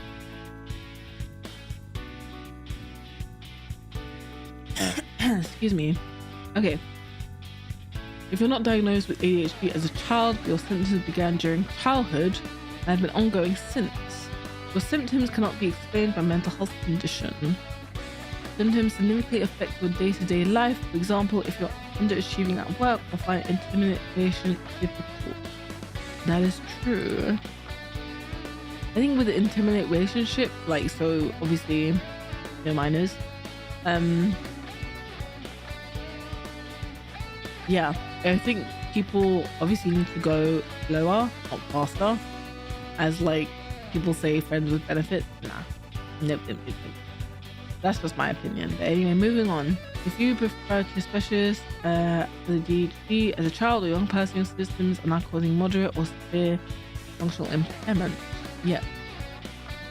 Alright, so assessment you get pretty much goes through your GP, tests, physical examination, rule out other possible causes of the physical. Really? Wait, I'm not even sure about that. I'm learning this myself now. What? Physical examination? What for? Okay, but I can understand if it was brain. Physical examination will rule out any possibility because okay, no. For children it'll be a bit different. Obviously physical for physical abuse is what I mean. Series of interviews with you or your child, injuries or reports or the significant people such as partners, parents and teachers. Okay, that's fine. Oh my gosh. Okay, how that's basically impossible, but hey, it's wow, man. Displaying symptoms continuously for at least 6 months. What the fish? That needs to change because, like, it's almost like how severe it is.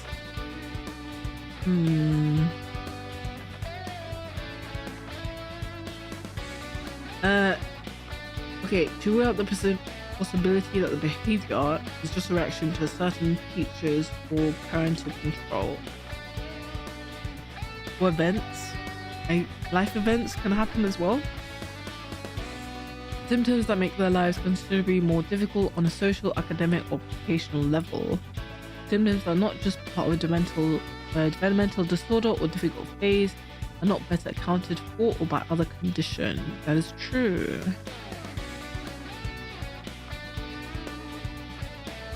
Did I mention people who are diagnosed as who have a mental illness are the smartest people in the world? Like, seriously. It makes me question my intelligence sometimes as well. But still, this is why I like speaking in Japanese and Arabic. But yeah, languages shouldn't be just classified, oh, you're really intelligent. No, intelligence could be like emotional intelligence, understanding the world intelligence, consciousness can be a form of intelligence as well. But obviously, you know what's right, you know what's wrong, you have your intentions. And if people don't want to do that, that's fine, that's their problem. If they don't trust you, that's their choice. If you don't trust them, that's your choice as well. Moving on.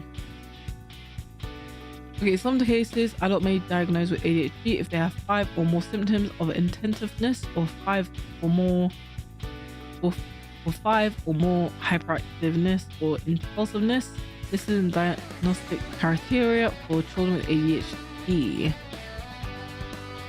Okay, this is the same with autism as well. Yeah. Yep, okay. Okay, for adults to be diagnosed with ADHD, the symptoms should have also a moderate effect of their life, such as underachieving work and education. Okay, yeah, I've seen that a lot. I hope like my roommates and friends know that I don't drive dangerously, I actually drive very safely. To the point where I'm driving at 20 miles per hour, and if I'm driving at 40 or 50 miles per hour, that's being safe. I don't give a shit. The amount of time my roommates are like, you're being such a pussy. I'm like, I'm glad. I'd rather be safe than you guys having to do CPR on you guys, because holy shit, I won't be able to last very long. But anyway, moving on. Difficulty making or keeping friends. Yep, that is a okay with this. So okay, sometimes it's fine to make friends and sometimes not. If you get a person or someone who's being very toxic to you, and what I mean by toxic is either they're taking advantage, they're being really horrible, they're being really rude, they're making you very uncomfortable, that's being toxic. Or even to the point where like my friends have borrowed money from me and they've paid me back because I make sure of it. And I've borrowed friends for my money and they make sure I pay them back, and I've made sure of it. But the fact is, if you give a person money and they don't give it back to you because of just their gambling or something, that is toxic. There are some toxic people that you shouldn't keep. So this is very friends should be people who like love you for who you are and understand what you're going through, for your experience. So you can talk to them openly about stuff and they can talk to you openly about stuff as well. It's almost like saying, okay, here's my dark secrets, what are you gonna do with it? Are you gonna be nice but not having your hand on your sleeve right at the start? I'm very like wary of people. That's because of my experience and culture. And sometimes as well, when people are like really kind of like, are they kind? It makes me just question, but that's just because of my experience. I'm like I said, I deal with all kinds of people. I mean it when I say I've dealt with all kinds of people. Say that I'm judgmental, but I've dealt with people who are pretty horrible. And yes, I have cut them off, and I'm proud to cut them off again if that happened again. But yeah, and if you don't like being alone, go make friends. And if they're toxic again, obviously there's something you need to realize. We're not being taken advantage of. So there'll be situations as well where people will be like, oh, get me this, or kind of have that, or games and all that stuff. And it's like, yeah, sure, borrow it, but you have to remember to give it back. Unless you'll buy your own and give me my old one. Or look after my games, because I'm not gonna lie. Gremlins, if you guys freaking break my games, I swear to God, I will make your parents pay for them. I don't give a shit. If you don't understand responsibility of looking after something that is not yours, then give me your parents' bank account. I'm gonna find out, because I swear to God, I'm gonna make them pay for my game. If you put it in the fucking heater, I'm gonna be very upset. Moving on. This is how you treat people right. Obviously treat their things and belongings and items right as well. Moving on. So problems are recent and do not occur regularly in the past. You do not consider to have ADHD. We will talk about, I don't know if I should talk about friendship. Well, no, not friendship. Relationships. We will talk about that. Because relationships is not easy for, especially those who are medically diagnosed with a mental illness. They're still human. Mental health is important. It is to this day and age. Ain't gonna stop saying it. But yeah, relationship is important. So I'm not saying I'm better than your boyfriend or girlfriend or whatever. No, I'm saying relationship wise is a two-way street. If they don't treat you how you should be treated, dump them, dump their ass, literally. Yeah, I will happily treat my friends like queens and kings if they treat me like a king as well, because I love them so much and they love me so much. I don't mind. And there'll be situations where they've called me at 2 a.m. in the morning and I don't actually mind, and I'll just listen to him and listen and listen and listen. I don't actually mind doing that to you guys, but like I said, it's a two-way street. If I call you at 3 a.m, you pick up the phone. Yeah, relationship is not easy. It's a two-way street. I'm not gonna lie. Even my friends know this as well, and they're probably watching me in right now because it's Christmas for them, so they have to go and visit their family.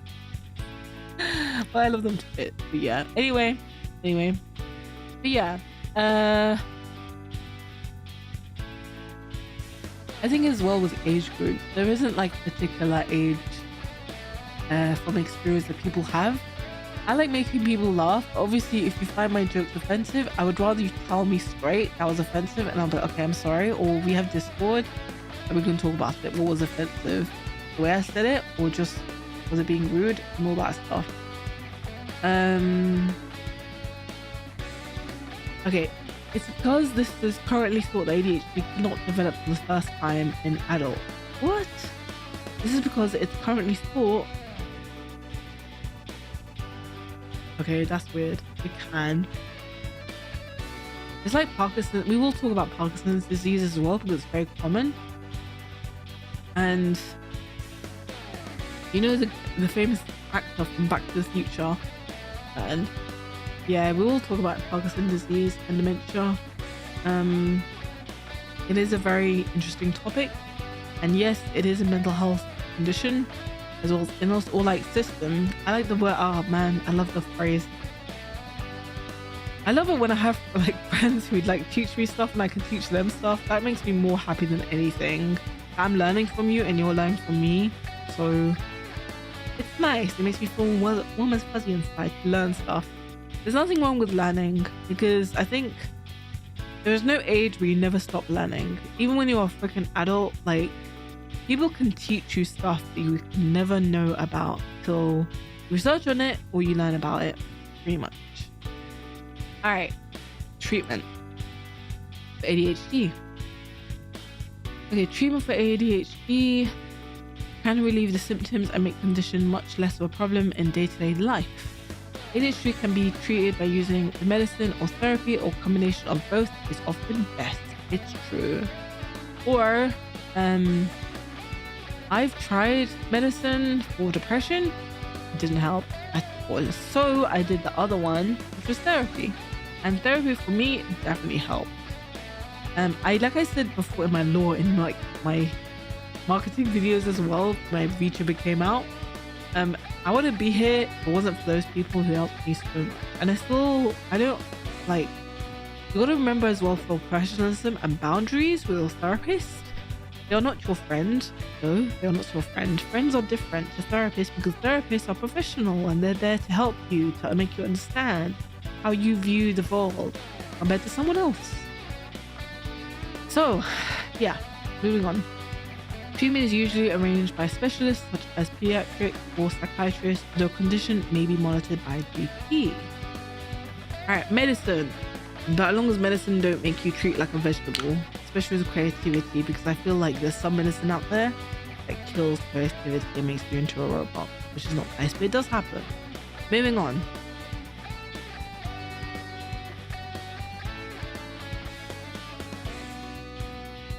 What a break. Okay. Nice switch off. Okay. Treatments usually arranged by specialists such as pediatric or psychiatrists, although the condition may be monitored by a GP. That is true. Oh man, I'm not gonna be able to read them, am I? I can try. There are 5 types of medicine licensed for treatment of ADHD.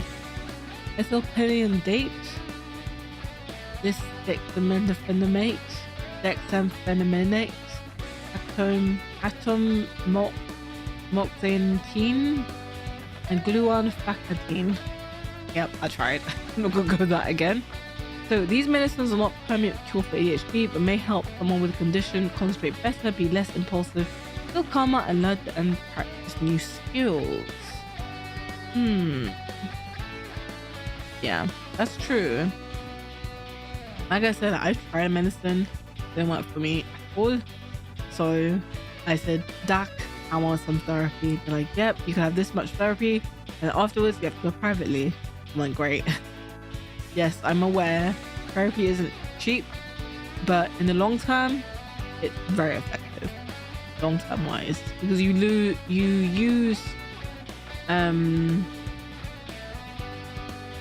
like ways that they can help you, so like different ways of helping or understanding of your world and what they can see it, or to experience what it's like in your world, how you view them, pretty much.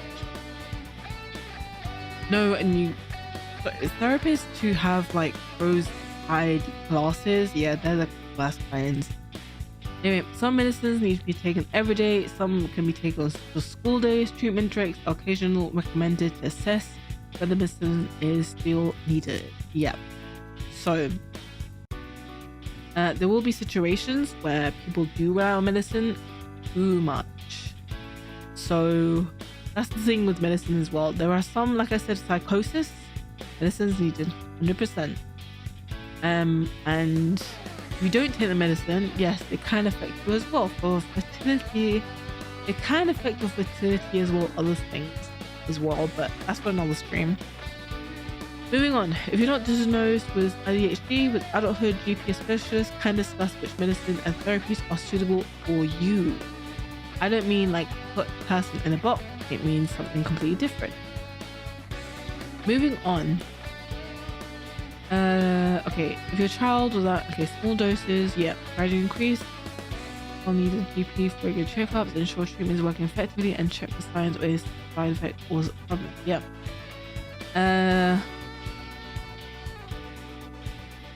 Okay, so there's some medicine that are like steroids, and you gotta be careful with them. I had the most minor.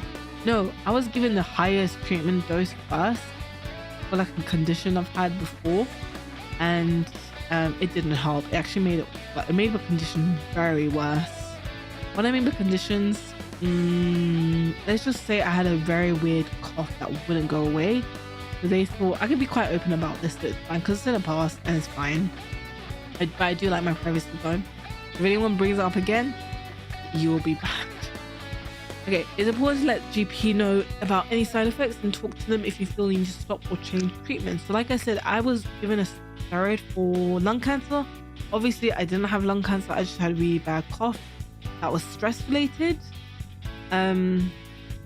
yeah, pollution's real and it can affect people huge amount.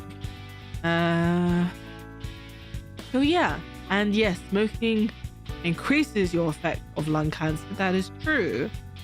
This is why you shouldn't smoke. But yeah, people are quite open about, especially I've seen a few Japanese YouTubers where you just, I don't know, there's some cultures in Japan where if you're open about stuff, it can really be frowned upon because of just like community wise and other stuff. But obviously in this day and age that needs to change a bit more. So yeah, that needs to change a bit more. So like being more expressive, being more understanding that we're human, we're not fucking robots, all that stuff. Okay, moving on.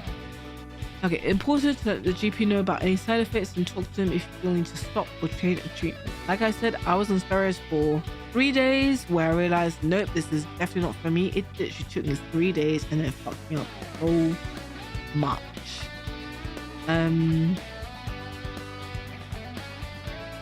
Yeah, I was tempted to go into legal, but there was no point because this guy was an asshole and everyone knew he was an asshole, so I'll just like come and deal with him. That's the best way I can say it. Forgive, but don't forget. And he's pretty much rubbish anyway, but we pretty much gave him a bad review after that. Anyway, I really hate misdiagnosis of doctors, very dangerous. Yep. Especially to discuss how long you should take. There are some doctors, I won't lie, they should have the medicine license revoked because they've lost their empathy as being human. Anyway, moving on. The specialist will discuss how long you should take your treatment, but in cases treatment is continued for as long as it's helping. And if it does actually help. You know yourself better than anyone, so if it helps, great. If it doesn't, that's up to you. Okay, there are some medicines we will talk about. Okay, methylphenidate. Let me check how this is pronounced actually. Where's Google? There's nothing wrong with using Google Translate just for speaking words. There's nothing wrong with that at all. So there's some words I have no idea. Literally. Methylphenidate. Methylphenidate. Methylphenidate. Okay, it was not far off. So let's talk about methylphenidate. Methylphenidate is the most common used medicine in ADHD. It belongs to the group of medicine called stimulants. Wait, is it stimulants used in Honka and like other games as well? As like increasing brain activity? Whoa. Oh, okay, parts that control attention and behavior. Oh wow. Oh my gosh. Age of 5, damn.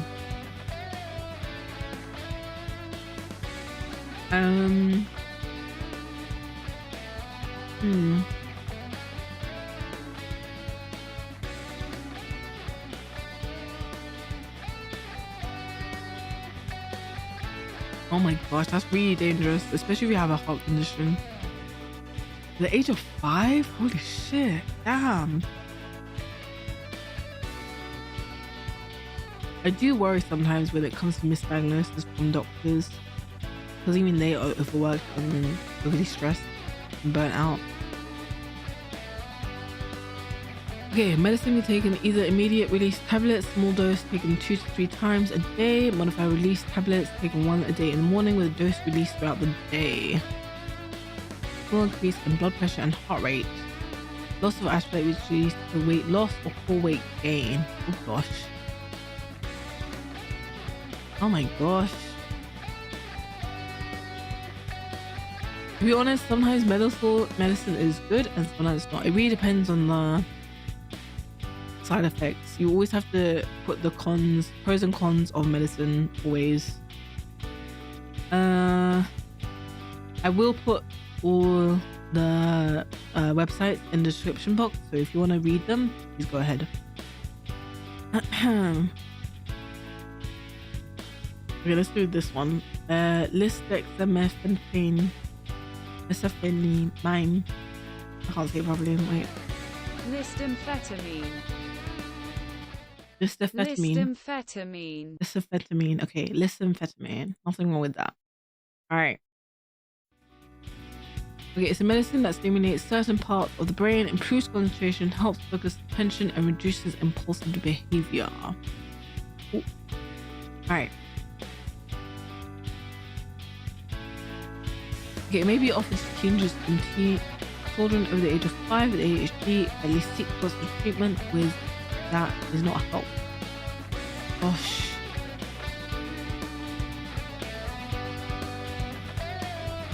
Damn. Oh my god. But yeah, like I said, the pros and cons. This is more short term, not long term. Okay, I think we'll just skim through a bit of the medicine because it is useful, but like I said, if you guys want to go through the names and what they are, this one. Dimfetamine. Dimfetamine. Okay, dimfetamine. Nothing wrong with that. Alright. Oh gosh. So like I said, pros and cons of medicine. Does it help? Great. If it doesn't, don't take it. That's the point. Atomoxetine.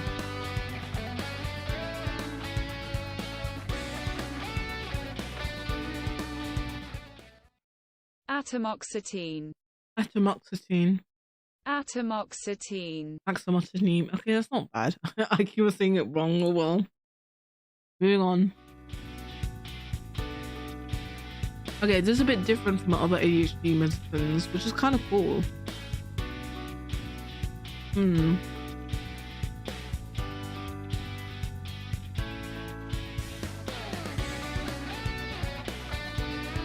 Okay, chemical passes messages between brain cells and increase it can aid concentration and help control impulses. Cool. Over the age of 5 to 6-year-olds can use this, I guess. Gosh. Oh my gosh, damn. Oh my. So be careful with this one. It's been linked to some serious side effects that I'm supposed to look out for, including suicidal thoughts and liver damage. Like I said, with depression, I've had many different kinds of medicines. None of them worked for me. Name it, didn't work for me, unfortunately. I just went to therapy and lost of it for a long time. And no, there's no harm for men having therapy. I think it's more often than to have therapy. In the long term, it really helps you and any future children you want to have in the future. Pretty much. This one. Guanfacine. Guanfacine. Guanfacine. Quack quack. That sounds weird. Moving on. That sounds really weird. Moving on. Oh gosh. Abdominal pain. That's not good. I know a few of my friends have taken some of this medicine and some of them really hate them so much.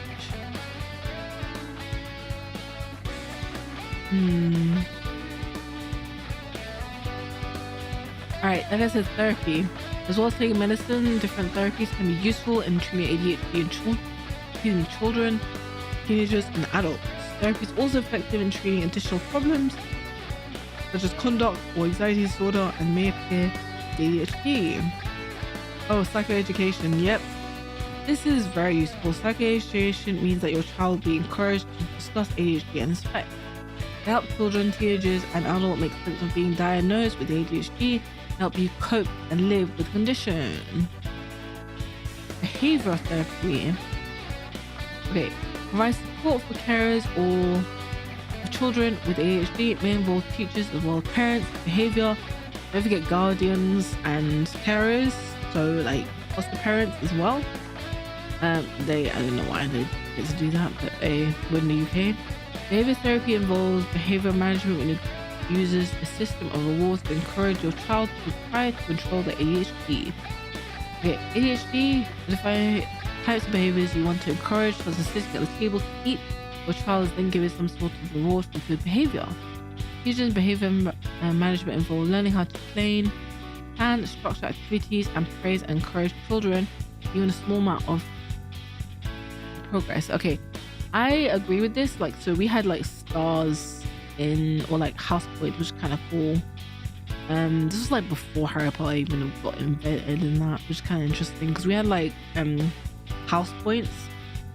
The more house points you got, the more prizes you win. Some prizes were amazing and some were just rubbish as hell.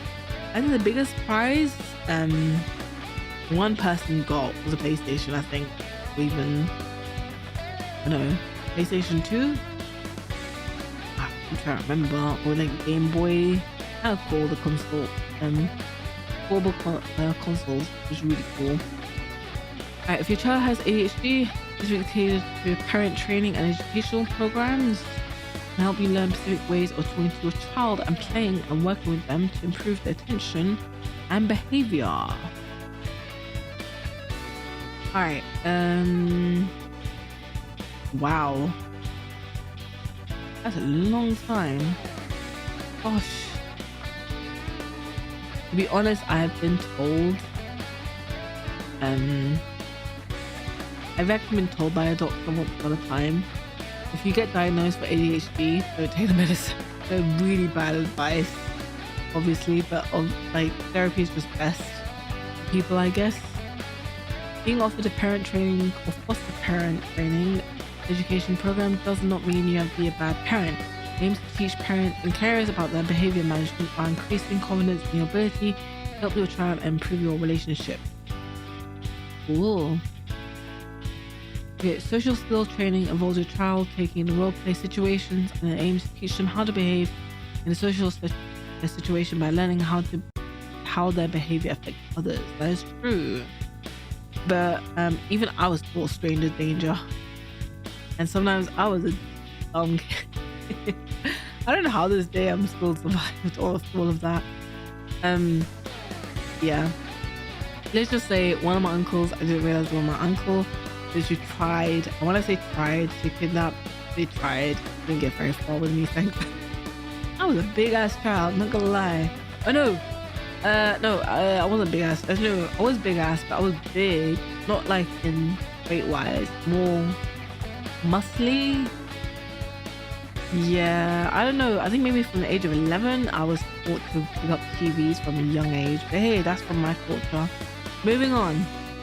CBT is a talking therapy that can help you manage your problems by changing the way you think and behave. The therapist will try to change on how you or your child feels about a situation and will in turn potentially change their behavior. CBT is pretty cool.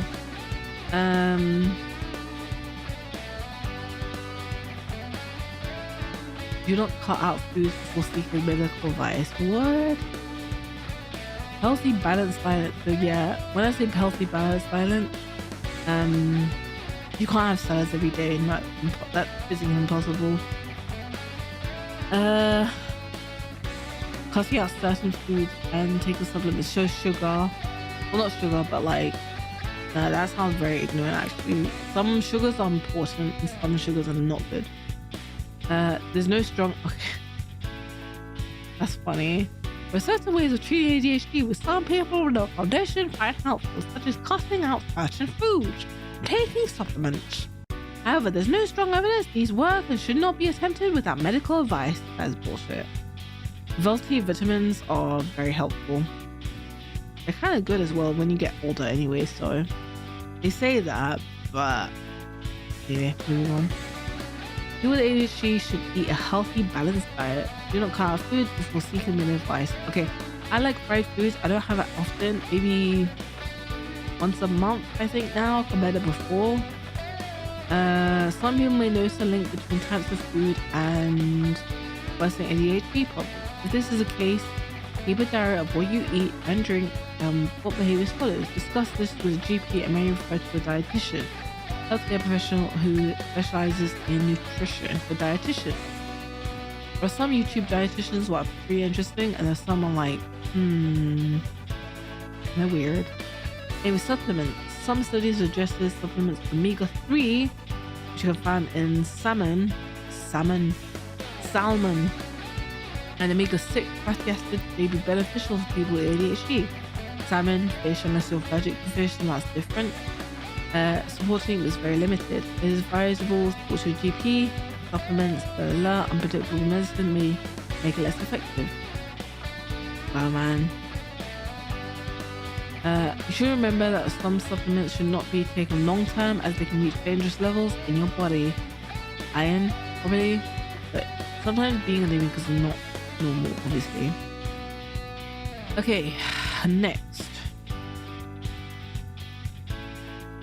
The ADD UK. Do I have a video? Nope, and it's very small, and this looks like an acronym. No. Oh, support group. Okay, cool. Information purpose only. Okay, that's fine. Living with ADHD. Oh, this is the last one. Okay, cool. The next we have... Okay, we're gonna do this another day. Maybe in January. I have to speak to someone first. I hope we collaborate. If they say no, they say no. That's fine. I'm not going to trouble them at all. If they feel well enough, that's up to them. It's really their choice at the end of the day. Okay, I do have videos, quite a few. So I think this is American, this is American, this is Japanese, Japanese. If it's working, why is it not working? Why is it gone blank? Okay, ADHD, Japanese. ADHD, Japanese.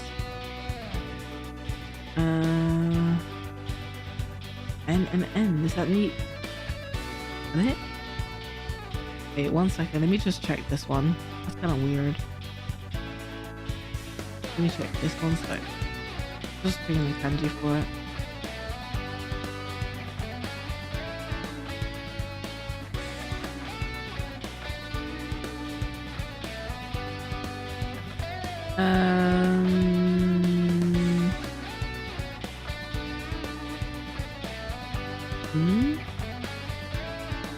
Wait, there's a particular kanji. Maybe this was the spec. No, wait, one sec. Let me find that. I've never seen this kanji before. Oh, dyspraxia. Okay, no, we won't do that one then. Yeah, we won't do that one then. Okay, there's Arabic as well. Okay, there is Arabic as well. This one and this one. We'll probably go through it. And there is memes. Okay. The 2 ADHD moods in a nutshell. Overstimulated, can't do it because everything's too much. Understimulated, can't do it because everything's too boring. I can't do one thing for hours without stopping, but if you interrupt me, I can never do it again. It's true. That is very true, actually. Technically the truth. Me, I get up and clean when this podcast is over in 10 minutes. Pause podcast, looks at Reddit.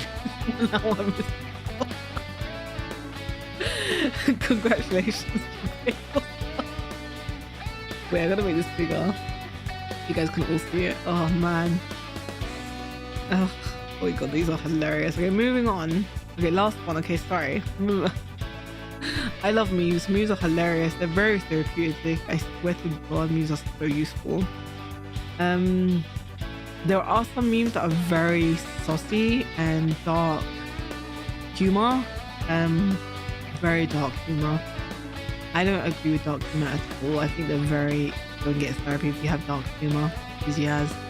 Alright, living with ADHD can be difficult as the symptoms can make everyday activities more of a challenge. When you get the support you need to understand and cope with you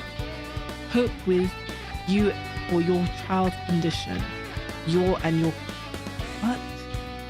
That doesn't make any sense. But anyway, I can tell my grammar is bad. It's never this bad. And this is from it.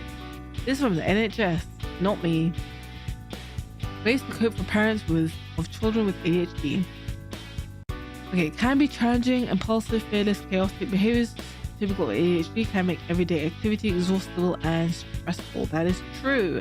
I'm not gonna lie, sometimes at the end of the day I just want to sleep and go to bed because I am that tired. That is true. Although it can be difficult at times, it is important to remember that a child with ADHD cannot help their behavior. People with ADHD find it difficult to suppress impulses, which means they cannot stop to consider a situation or the consequences before they act. Okay, that is true, but if someone put a comment of KUS, you will be timed out, and if you keep on spamming it, yeah, there's some excuses that are not at all.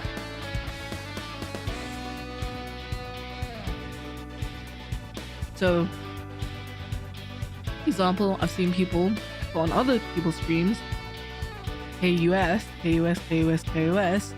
and then they'll like put a message after that, oh, I have ADHD, sorry. I'm like, no, that's not an excuse. Literally, face the consequences before you act. Easy as.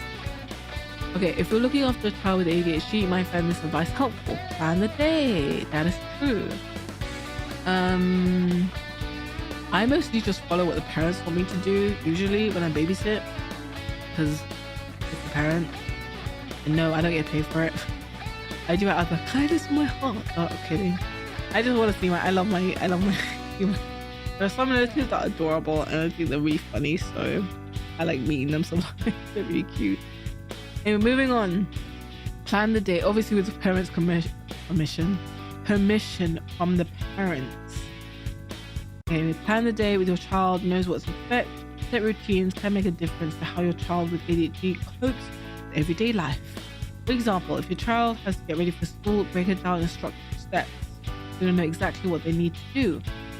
Set clear boundaries. Like with all of you guys, as much as I love you guys and I really appreciate the support, I have boundaries as well.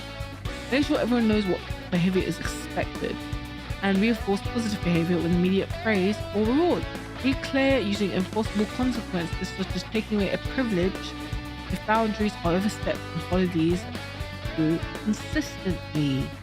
I wish more parents have boundaries. Unfortunately for me, sometimes they don't.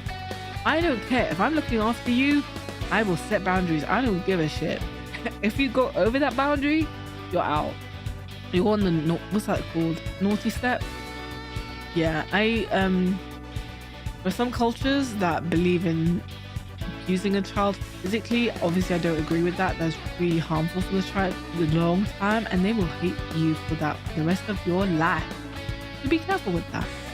Anyway, and psychological abuse is obviously even more no reason for a child because it's very dangerous, and you shouldn't be doing that at all because, like I said, social services should come in that sense. Be positive. Giving specific praise instead of saying a general thanks for doing that. You could say, you wash your dishes really well, thank you. It's almost like today, when I said I call them gremlins, they are. When they wash their hands, I'd be like, yay, you washed your hands really well. Well done, you're washing your hands. Whenever they have to touch like farm animals, they have to wash their hands. It's more just hygiene than anything. So yeah. And don't ask me for photos of my gremlins because I will never do that, and I will flippin' ban you. I will flip the table with you and ban you, instantly ban. If you ever ask a fucking IRL photo of them, and they will never post it ever because even I'm aware of their social media. So yeah, don't ever ask me because, like I said, follow my boundaries and you won't get banned. If you don't, I will hide you from my channel and all the other social platforms. Don't give a shit. Next, this will make it clear to your child that you're pleased and why. Giving instructions. If you're asking a child to do something, give a brief instruction and be specific. Instead of asking, can you tidy your bedroom, say, please put your toys in a box and put the books back into the shelf. Or you could also say, can you help me put your toys away? Or can you please help me put your toys away and back in the box and back in the shelf if they're really tired? Because children do get tired as well, and there's no harm doing. This makes it clearer that your child needs to do and create opportunities for praise when they get it right. Incentive scheme. Set up your own incentive schemes using points or star chart, like I said, house points we had, and to earn a privilege. Example, behaving well on a shopping strip will earn your child time on the computer or some sort of game. Ain't easy, can happen. Hopefully people follow this, but I doubt it. Being a parent is not easy at all. Next, involve your child in it and allow them to help decide what their privileges will be. Each child need regular changes or they're becoming boring. Progress should be immediate, for example daily, intermediate, for example weekly, long term, for example 3 months. Yeah, I can't believe next month's gonna be my third month of being a VTuber. Do I have anything planned? Not at the moment, but I kind of want to do a I don't know, we'll see. 22nd January, we will see.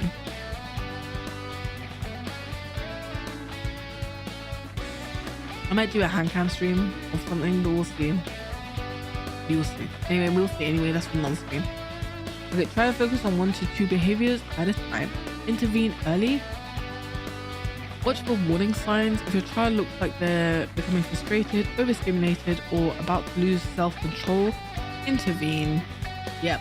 So before a child has, just like with today with gremlins, some of them wanted to feed a few animals, like farm animals, and I said you can, but obviously you have to be gentle with them. Always be gentle to animals because animals are nice. They're very gentle. Be nice to animals. They're very cute. Moving on. Distract your child. If possible, taking them away from the situation. This may calm them down. Yeah. Man, I could talk about gremlins trauma tantrums. Not trauma. Tantrums. Yeah, it can get traumatic because they literally will start running away from you. And they'll get hit by a car. And it's a red light. No, it's a green light. Well, green, it's a red man. Even though it shouldn't jump in the way, but they've done that before and I've almost got hit by a car. I will happily throw a child if it means that they in a road. If I would rather get hit by a car than a child getting hit, not gonna lie. But yeah, and yeah. Anyway, moving on. That's my privacy. I'm not the hero. No, please don't ever think I am. Not at all. But like I said, yeah, children. Oh man, they're not easy. And yeah, their bones might break easy and they might heal easy, but it's just what they've dealt with and stuff they've seen, unfortunately. Moving on. That's for another stream. Moving on. Social situations. Okay. Oh man, I really hope you can. Please don't ever think I'm your hero. I'm not at all. I can never be anyone's hero because sometimes I wish I was my own hero. Well, save yourself. You can't save everyone first. Pretty much. Keep social situations short and sweet. Invite friends to play, but keep playtime short so your child does not lose self-control. Do not aim to do this when your child is feeling tired or hungry, such as a day after school. That is true. Children will lose self-control even if you try your best. Realistically, being realistically for parents here, like adults are a bit different. Sometimes I've dealt with adults that do lose control and it's ways of them calming down. Paper bag, pretty much. Do not aim to do this when your child is feeling tired or hungry. So yeah, get exercise. So trampolines are really awesome. Make sure your child gets lots of physical activity during the day. Walking, skipping, playing sports. Sports can help your child wear themselves out and improve their quality of sleep. Yep, this is why I go to the gym. Make sure they're not doing anything too extraneous or exciting near to bedtime. Okay. Eating. Keep an eye on what your child eats. It's very controlling, but yeah, pretty much. Because when they get older, they're gonna have to be a bit more independent. So I know I've done it in a stream before. Wait, did I do it in a stream before? I can't remember. In my past live, I can't remember. Anyway, my past email ping. Where I had a half a tub of ice cream because of the Splatfest. It was so good. But yeah, I had a very bad time, unfortunately, that time. But anyway, it doesn't matter. Moving on. If your child is hyperactive after eating certain food, ice cream, which may contain additives or caffeine, keep a diary of these. Discuss them with your GP. Bedtime. Stick to routine. Make sure your child goes to bed at the same time each night and gets up at the same time in the morning. Sleep is very important. We'll talk about sleep. Mental health wise as well, sleep is very important. Yeah, I can never do, I don't think I can ever do a 24-hour stream. It'll have to be break. Yeah, I can never do that. 20, like, it would be, if I 24-hour stream, I'll have to sleep in it. Literally. That's my 24 hours. I don't know how people can do it because it's very alarming when people do that. Very alarming. Moving on. Avoid overstimulating activities in the hours before bedtime, such as video game or watching TV. That is true. Nighttime. Sleep problems and ADHD can be a vicious cycle. ADHD can lead to sleep problems, which in turn can make symptoms worse. Insomnia in adults. Yep, it's very common. It's very often. 6 hours sleep is not enough. 7 to 8 is perfect, but hey, we're all normal. We're all human. Sometimes, even I've had, like, I think the worst I've had once upon a time was 5 hours. That's because of work. But hey, that will change. Many children with ADHD will repeatedly get up after being put to bed and may have interrupted sleep patterns. Trying a sleep-friendly routine can help your child and make time for less of a battleground. It is true. I'm not gonna lie, putting grandmas to sleep is like a war zone. It's like, oh, uncle's here. I'm like, oh my god, leave me alone. Bye. Yeah, it ain't easy, I'll tell you that. Okay. Help at school. Children with ADHD often have problems with their behavior at school, and the condition can negatively affect the child's academic process. That is true. Insomnia in children can happen. I've done situations where I've read manga from like 2 a.m. in the morning and I have school next day at 8 a.m. Yeah, it does happen. Moving on. I obviously don't do it from this age, for this age for sure. Speak to your child's teachers or their school special education needs coordinators about extra support your child may need. Okay, ADHD in adults. Okay, so ADHD in adults, you might find living with an adult, if you're an adult living with ADHD, you might find the following advice useful. If you find it hard to stay organized, make a list, keep in diaries, pick up reminders, sticky notes, whiteboard, billboard, chalkboard, anything you need that will help you. Set aside some time to do what you need to do. Set off steam by exercising regularly. Yes, so I do morning or night. Actually, no. I usually do nighttime exercise. Actually, it's kind of fun as well. Find ways to help you relax, such as listening to music or learning to breathing exercise for stress. You will talk about stress. Stress is so important, and yes, it affects everyone around the world. There's not a single person or human being that doesn't deal with stress, because we're all human at the end of the day. Moving on. And for those who message me, be like, you're an alien. I'm not. I'm actually a human being. Well, I'm half wolf, half. I'm an alien in a way. Moving on. I'm half wolf, half human. If you're at college or university, ask about adjustments can be made to support you, such as extra time to complete exams and coursework. Talk to a doctor about suitability to drive. If you need to tell TVLA, yeah. Yep, that's true.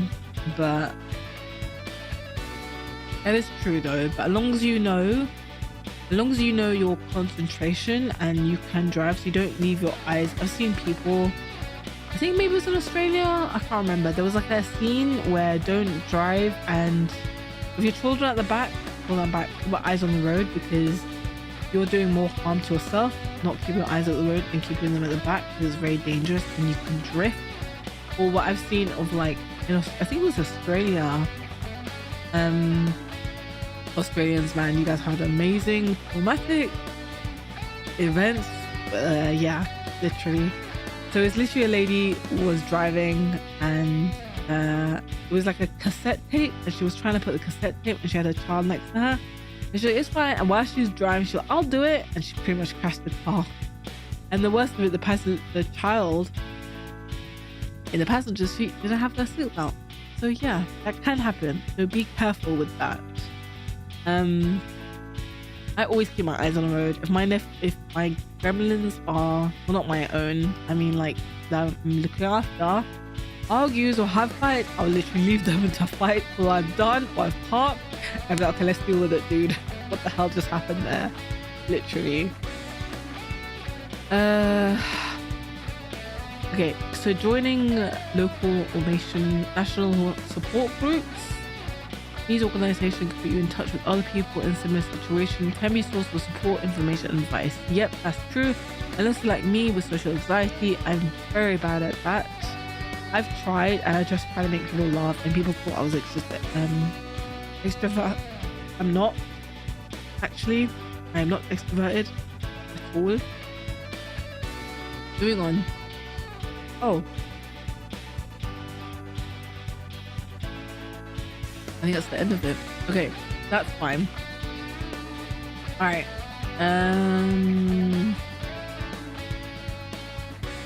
Okay, so I will put all the links in the description. Let's deal with this one. I'm gonna pause this. And I'm gonna have some snacks. I might mute myself because I'm listening to it at the same time as you guys. Let me put my headphones on. There we go. Enjoy.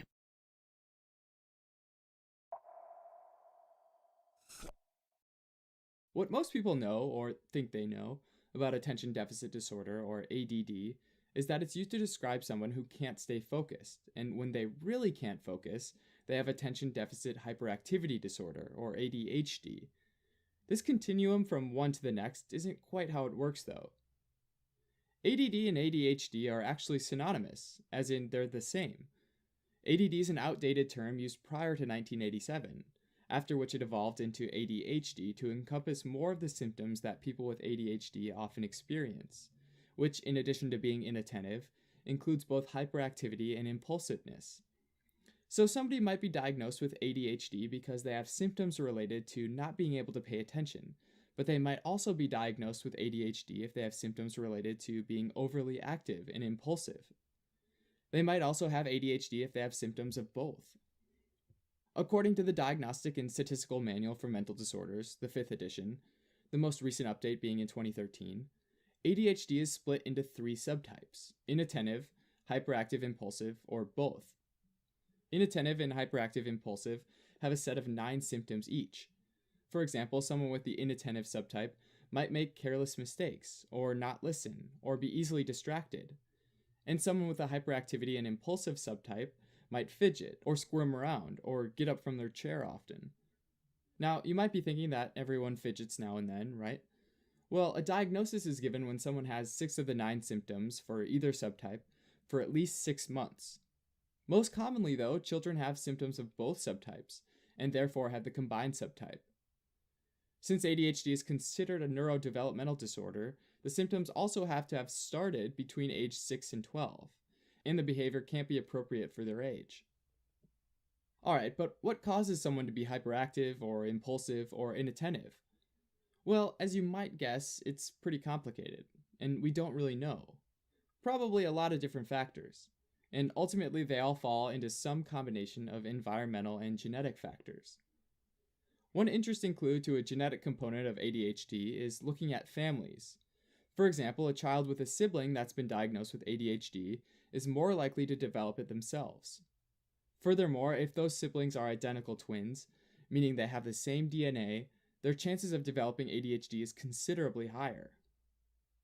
Having identical DNA doesn't mean that the twin is definitely going to develop ADHD though, which again suggests that both genetic factors and environmental factors play a part. As to a specific gene, it's probably not one single gene that leads to ADHD, but rather multiple genes that determines how severe their symptoms are. These genes likely influence the production or regulation of the brain's neurotransmitters, which are signaling molecules in the brain that are released by one neuron and received by receptors of another neuron. This movement of a neurotransmitter from neuron A to neuron B is basically a message being relayed. It's like the neurons are talking. Dopamine is a specific neurotransmitter that gets released when the brain's involved with behaviors like getting a reward, taking a risk, and being impulsive. Norepinephrine is another neurotransmitter involved in attention and arousal. It's thought that lower amounts of these two neurotransmitters floating around contributes to symptoms of ADHD. The reason why these neurotransmitters might be down in the first place is still not well understood, and research remains ongoing. Now, treatment for ADHD can be tricky, since symptoms might vary from patient to patient. Although it most often involves either behavioral psychotherapy, medication, or both. Behavioral psychotherapy is often targeted at children and focuses on teaching the child better time management and organizational skills. For example, having structured routines that they can follow, and then giving rewards when they stick to those routines. Also, involving both parents and teachers are important, and both behavioral parent training and behavioral classroom management have been shown to be helpful for children with ADHD. For adults, behavioral psychotherapy might focus on ways of decreasing distractions and also improving organizational skills.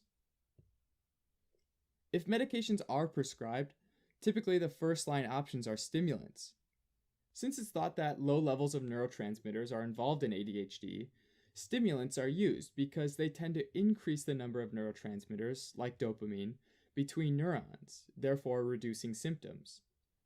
Common and well-known ADHD medications are molecules that are chemically similar to illicit stimulants like methamphetamine, but there are some key differences to keep in mind here. All of these chemicals help to increase the release of dopamine from neuron A, but the ADHD medications typically cause a slow release of dopamine, whereas illicit stimulants like methamphetamine cause a really fast release of dopamine. In fact, it's this incredible surge of dopamine that disrupts normal communication between neurons and produces euphoria, and is the reason that illicit substances like methamphetamine are highly addictive. In contrast, the slow and controlled release of dopamine caused by ADHD medications is key and helps a lot of patients improve their focus and their attention.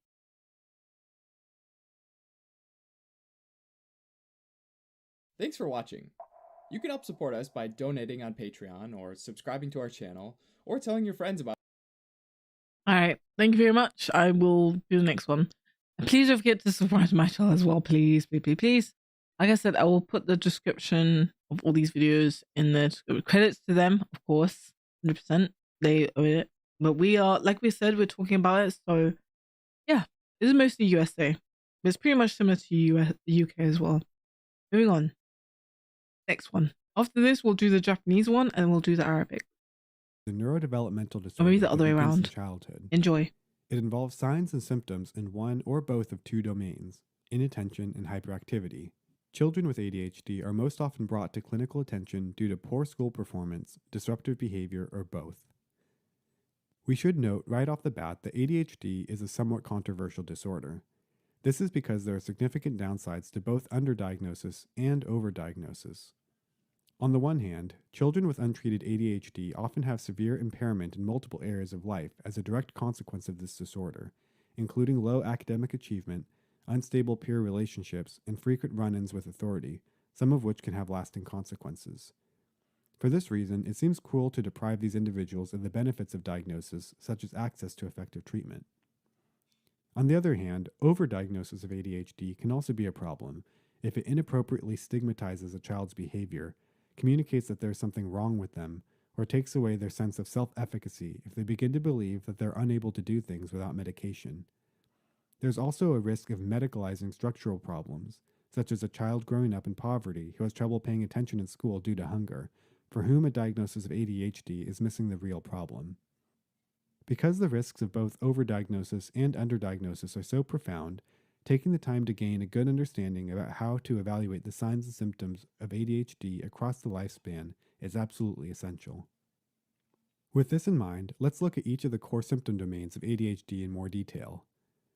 First, inattention involves difficulties in maintaining focus on a particular thought or task. While most people have a train of thought that's able to stay on track for at least a few minutes at a time, in someone with ADHD, the train of thought is very easily derailed. This lack of ability to sustain attention leads to specific behaviors which are captured in the DSM-5 criteria for inattention in ADHD. You can remember I forgot to mention DSM-5 is American. We do have a British one, but we mostly follow the American DSM-5. It's pretty much a manual for mental health conditions, everything, forgot to mention. So yeah, we follow Britain, we follow American a lot. Sometimes we do follow Australian as well as, because our one's not really updated as much, but it should be. We do have a DSM, but we mostly follow American ones, but it's just a British one. It's American. First it's American, and then they made it into British one. So we pretty much copyrighted from America, if that makes sense. Just the DSM-5, that's what I'm talking about. Anyway, moving on. I just thought I would mention that. Moving on. Enjoy. These signs and symptoms using the mnemonic details off, which will remind you that patients with ADHD often struggle with details of their work being sloppy, are easily distracted, tend to engage in task avoidance, especially if the task requires continuous attention, appear to ignore instructions, frequently lose things, have trouble sustaining attention on the same task, lack personal organization, are forgetful when it comes to appointments or other responsibilities, and generally fail to finish tasks once they've started them. Of note, some people with ADHD can still show good attention for subjects or tasks that they find intrinsically interesting, suggesting that it is not impossible for someone with ADHD to focus. It's just much harder for them than for most people. Next, hyperactivity involves a high level of energy that makes it difficult to sit still or to keep from acting impulsively. The specific behaviors associated with hyperactivity in ADHD are captured in the mnemonic he riled up, which will remind you that patients with ADHD are hyperactive, often fidgeting or squirming in their seat, energetic, with some describing them as acting as if driven by a motor, prone to running around or climbing even in situations where it's inappropriate, such as the middle of class, predisposed to interrupting or intruding upon others' conversations, loud, with difficulty doing activities quietly, effusive and talkative in their speech, intolerant of delays or waiting, unseated or up and about at times when they should stay in place, and inclined to prematurely answer questions even before the person is done asking them. These behaviors can be a problem in the patient's home life, but they tend to become particularly pronounced when the child is placed in structured environments like school that rely upon a certain level of order and cooperation between the teacher and the students in class. Importantly, children with ADHD generally do not necessarily intend to be disruptive, but they find themselves unable to stop from acting impulsively. While the name attention deficit hyperactivity disorder suggests that both inattention and hyperactivity are required for a diagnosis, the truth is that these two symptom domains do not always coexist in the same person. In fact, the most common form of ADHD involves inattention without hyperactivity. This brings up an important question. If these two symptom domains can occur in the absence of the other, why are they lumped together in the first place? There are two reasons. First, inattention and hyperactivity co-occur in the same person more often than would be predicted by chance. Second, both symptoms appear to respond to the same kinds of treatment. Together, these facts suggest a shared mechanism between inattention and hyperactivity. It's important to keep in mind that neither inattention nor hyperactivity are problematic in and of themselves. A certain level of inattention for tasks and subjects that we don't find interesting is completely normal, and hyperactivity is one of the perks of being a kid. However, when these traits become persistent and inflexible, ADHD can result. To use an example, it's not a problem to be loud and hyperactive in places that can accommodate this, like a theme park, but it can be disruptive in places that cannot, like a funeral. Another caveat when diagnosing ADHD is that it is a diagnosis of exclusion. This means that other medical, environmental, and social reasons for inattention and hyperactivity must be ruled out first. For example, a child who is stressed due to watching their parents fight every evening will likely have difficulty sleeping at night, leading to fatigue and trouble staying awake during class. This may manifest as inattention, but it should not be automatically assumed to be ADHD. While this is a rather obvious example, more subtle forms may exist as well. For example, ADHD is diagnosed more frequently in the youngest children in each class due to their earlier stage of cognitive development compared to their peers, illustrating how unconscious expectations play a large role in diagnosis as well. To lower the risk of diagnosing a child with a disorder when the problem is actually in the environment, the DSM requires that the signs of ADHD must be present in at least 2 different settings, such as at home and at school, before assigning the diagnosis. Putting this all together, you can use the mnemonic fidgety to remember the diagnostic criteria as listed in the DSM. The first half of the word will remind you that the core pattern of ADHD involves functionally impairing levels of either impulsivity and/or distractibility. The second half of the word includes a few caveats to remember, that these symptoms must be greater than expected and not just the usual running around that is a completely normal part of growing up, that you need to exclude other possible causes such as mood or anxiety disorders, that these patterns must be observed in 2 or more settings such as at school and at home, and then finally that the patient must have been young at the first onset of the disorder, with signs and symptoms first appearing before the age of 12, if not even earlier. Next, let's look at the data behind ADHD, including who gets it, what happens once they have it, and what forms of treatment are effective. ADHD affects approximately 10% of children and 5% of adults, making it a common condition with a high base rate in the population.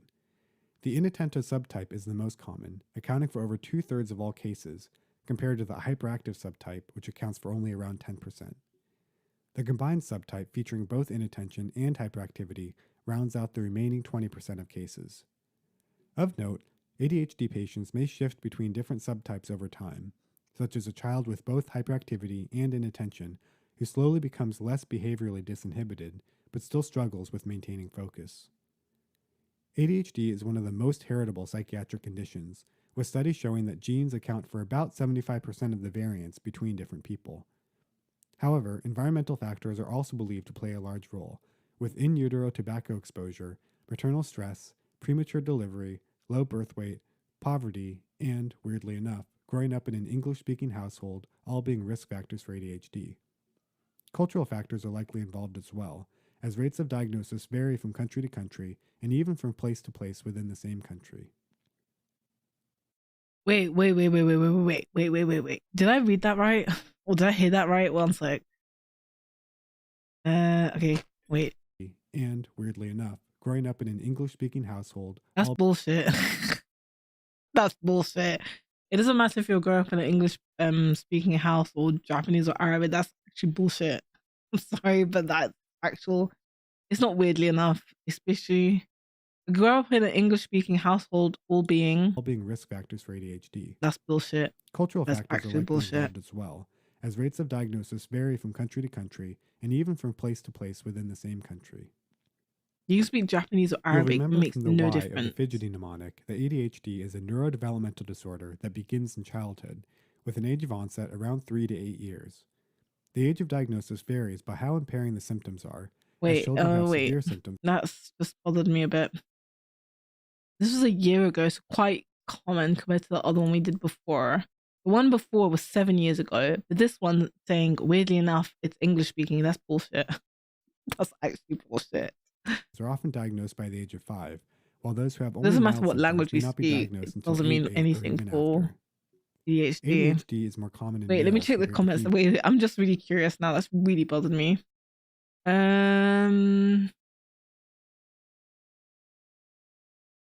I'm just checking the comments. Give me 1 second.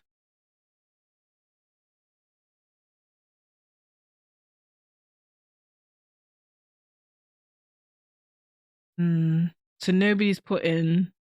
Okay, that is bullshit. That's actually bullshit. English, being an English speaker increases your chance of ADHD. What the fuck? That is bullshit. Don't give a With shit. a gender ratio of over 2 to You'll 1. see what I mean. That's very Boys ignorant. are more likely than girls to have the hyperactive subtype, which is reflected by the he in the he riled up mnemonic. However, this may make ADHD in females more likely to go unrecognized, as inattentive symptoms are often quieter than the disruptive behavior that characterizes the hyperactive subtype.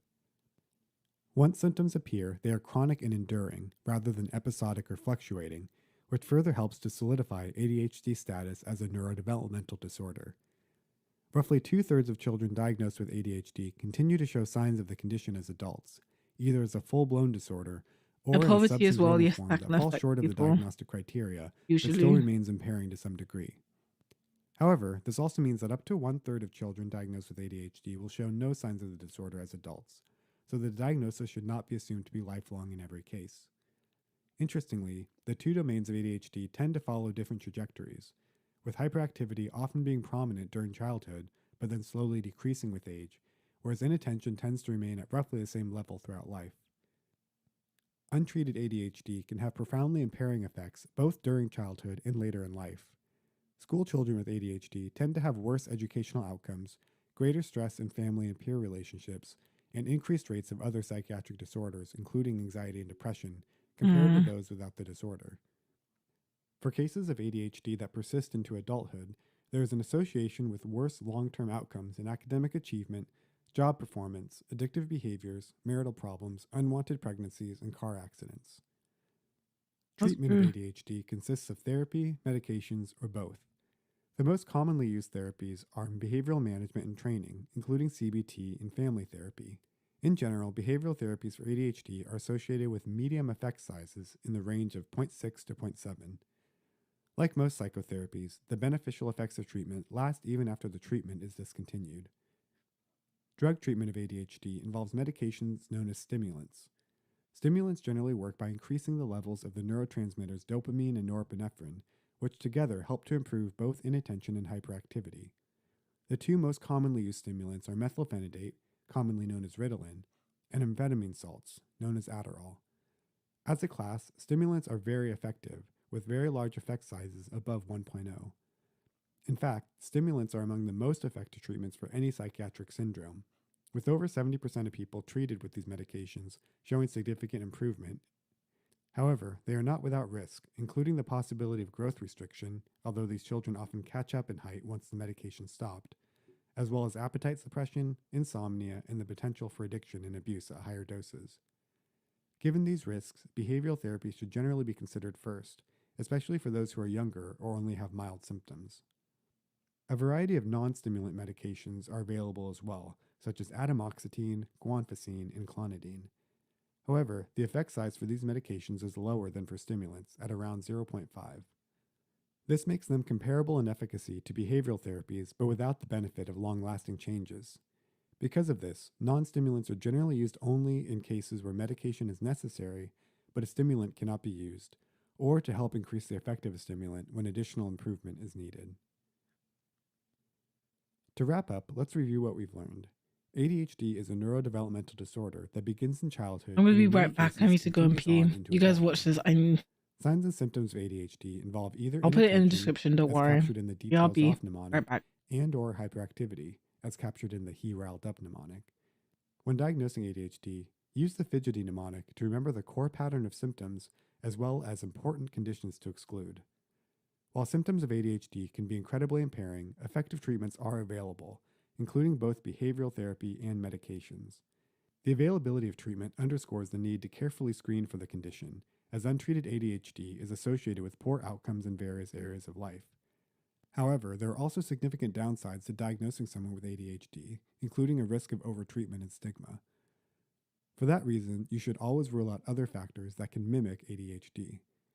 Provided that these conditions are met, however, working with someone who has ADHD can be a very gratifying experience, as treatment often leads to improvements in functioning that are both immediate and dramatic. And that's it. Thanks for watching. I hope this video helped you to understand how to diagnose ADHD, as well as the pros and cons of doing so. If you'd like to learn more, consider picking up my book, Memorable Psychiatry, which dives deeper into the differential diagnosis of ADHD, along with a bunch of practice questions to help solidify your knowledge. Good luck in your studies.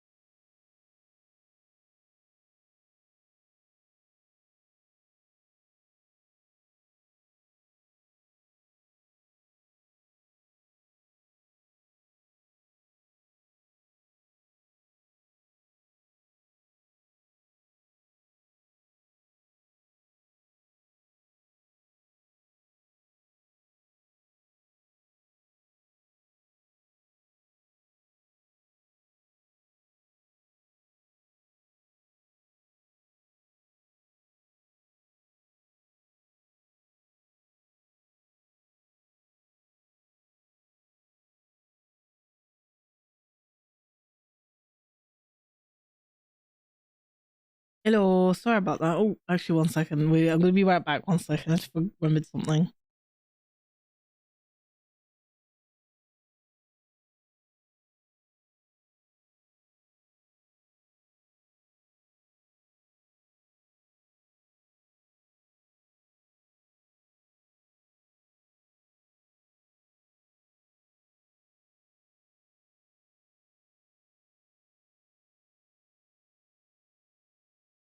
Man, I need to clean up. Okay, okay, I am back.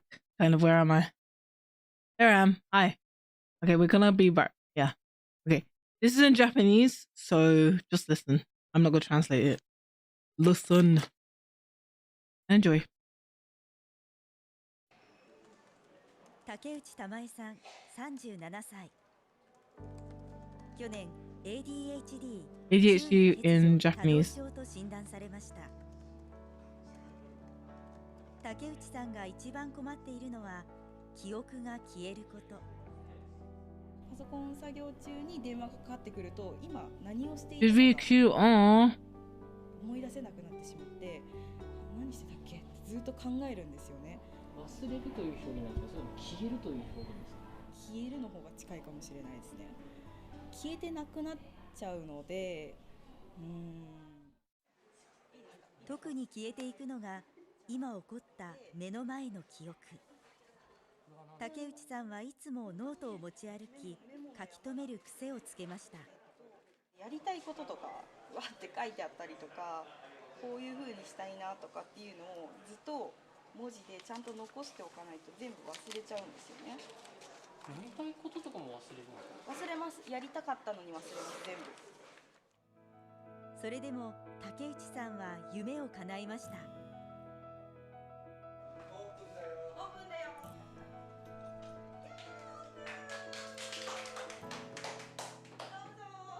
カフェをオープンしたのです。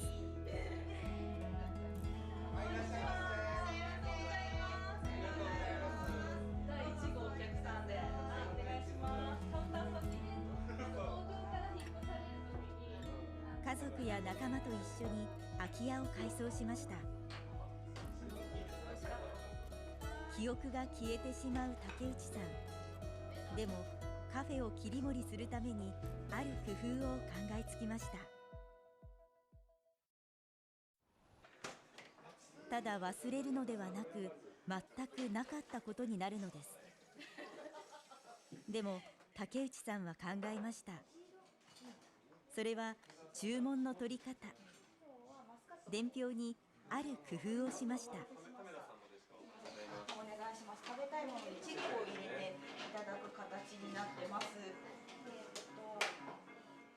伝票にもメニューを書いて、お客さんに自分でチェックを入れてもらうようにしました。なんだろう、お客さんに書いてもらったら、お客さんも言い間違いがないし、私も聞き間違いがないから、きっとウィンウィンなはずみたいな感じで。今、記憶から何が消えてしまったのか、何度も何度も確認します。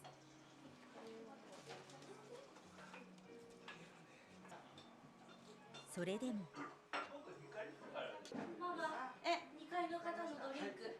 何やったっけ？2階の何やったっけドリンク。ドリンク。クラフトドリンク今それじゃなくて。お昼時、慌ただしくなると注文が一つ抜け落ちていました。でも伝票のおかげで事なきを得ました。いやちょっと今かなりパニック。That's really cute. The sisters, as family, cafe and bar. アイスコーヒー渡 It shows like even people with ADHD, まだ大丈夫。まだ多分大丈夫なんで。 the workers. まだそこまで致命的じゃないんだけど。 She seems like a very hard worker as 生 well. まれつき脳機能の発達に偏りが見られる障 Aww. 害、発達障害。多くの場合、子供のうちに診断されますが、中には大人になってからそうとわかる人もいます。竹内さんもその一人。発達障害のある娘の経過観察で訪れた病院で自身も検査を受け分かりました。去年2月、36歳の時でした。 Sorry, she has a kid. I just realized. しんどいですよね。しんどいですよね。なんで私こんなに空気が読めないのかなとか、なんで私こんなに仕事ができないのかなとか、いろんな日々生きていく中でたくさんの悩みがあって、でそれによってやっぱり具合が悪くなったりも結構多かったので、診断がつくっていうことは一つ理由が分かって、やっぱり自分が楽になった。料理を担当するのは心理師の長戸さん。竹内さんと一緒にこの店を作り上げました。Hmm? Oh, yum, that looks 特 good. 性があるところは普通もしくは普通以上に優れてて、Oh, daughter. That's his father. That's her dad. 遅れてるとか、そういうこの神経の凸凹だけなんですよね、実際のところ。で、分かれないから実は Because you used the words 苦労 meant し to てるっていうのもあ which る is んですね daughter. どう見たって何もその障 Aww. 害っていう言葉からは遠いですよね。ここはできてたのにここはできないっていうことが、まあ、理解できないと怒られちゃいますよね。できる方を人は標準にしますからね。だからそのでずっと怒られてきたんだと思うんですけど。 Sorry, YouTube. I disconnected for some reason. No idea what's going on 竹 in 内さ the ん chat. は夢の実現に向けて8ヶ月かけて準備を進めてきました。食材は苦味や酸味が少ないものを自分の足で探し求 Yeah, め it まし cut た。 off in YouTube. Sorry, I don't know how to disconnect that. 感覚過敏もあ I っ said て in the stream, but I don't want to. 苦手なものが結構あって苦味とかこうなんか苦手なやっぱり味っていう酸味とか That's fine. I'll have to deal with that later. なんかそういった Sorry, も you のを stupid. こう感じない食べ物がやっぱり自分がすごく求めてるんですよね。感覚過敏によって悩まされる人も多くいます。味覚が敏感な人は苦手な味を普通に感じます。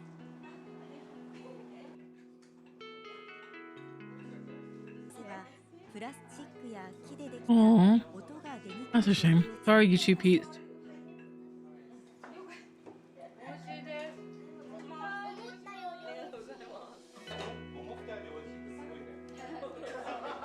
Aww. えレシピもらったらいいよ。ちょっとそれは気を訪れた人たちそれぞれが竹内さんの店に魅力を感じています。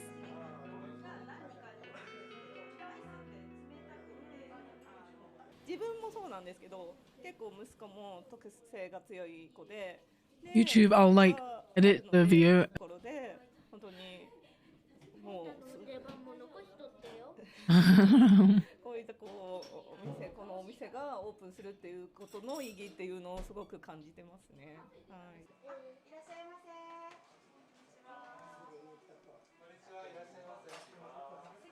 光市からやってきた男性は3年前に脳梗塞になり、右半身が不自由になりました。店のオープンを待ち望んでいたといいます。It works fine on Twitter, which I don't know これ what's から going on. 先ところにこうやってオープンを聞いて勇気をもらってる感じですね。もう頑張ってるのを見て、あ、自分も頑張らんにゃっていう気持ちになって、はい。ちょうどいただきます。ありがとうございます。ください。ありがとうございました。駅からタクシーを使って店に来た男性は自分の足で帰って行きました。Hmm.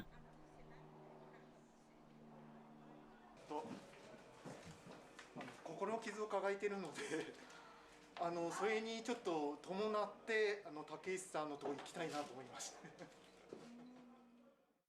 自分の障害についてまとめたものをいつも持ち歩いているという男性。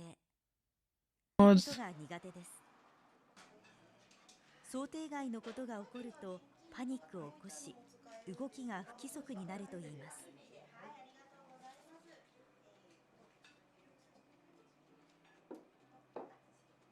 おそらく多分皆様に誤解を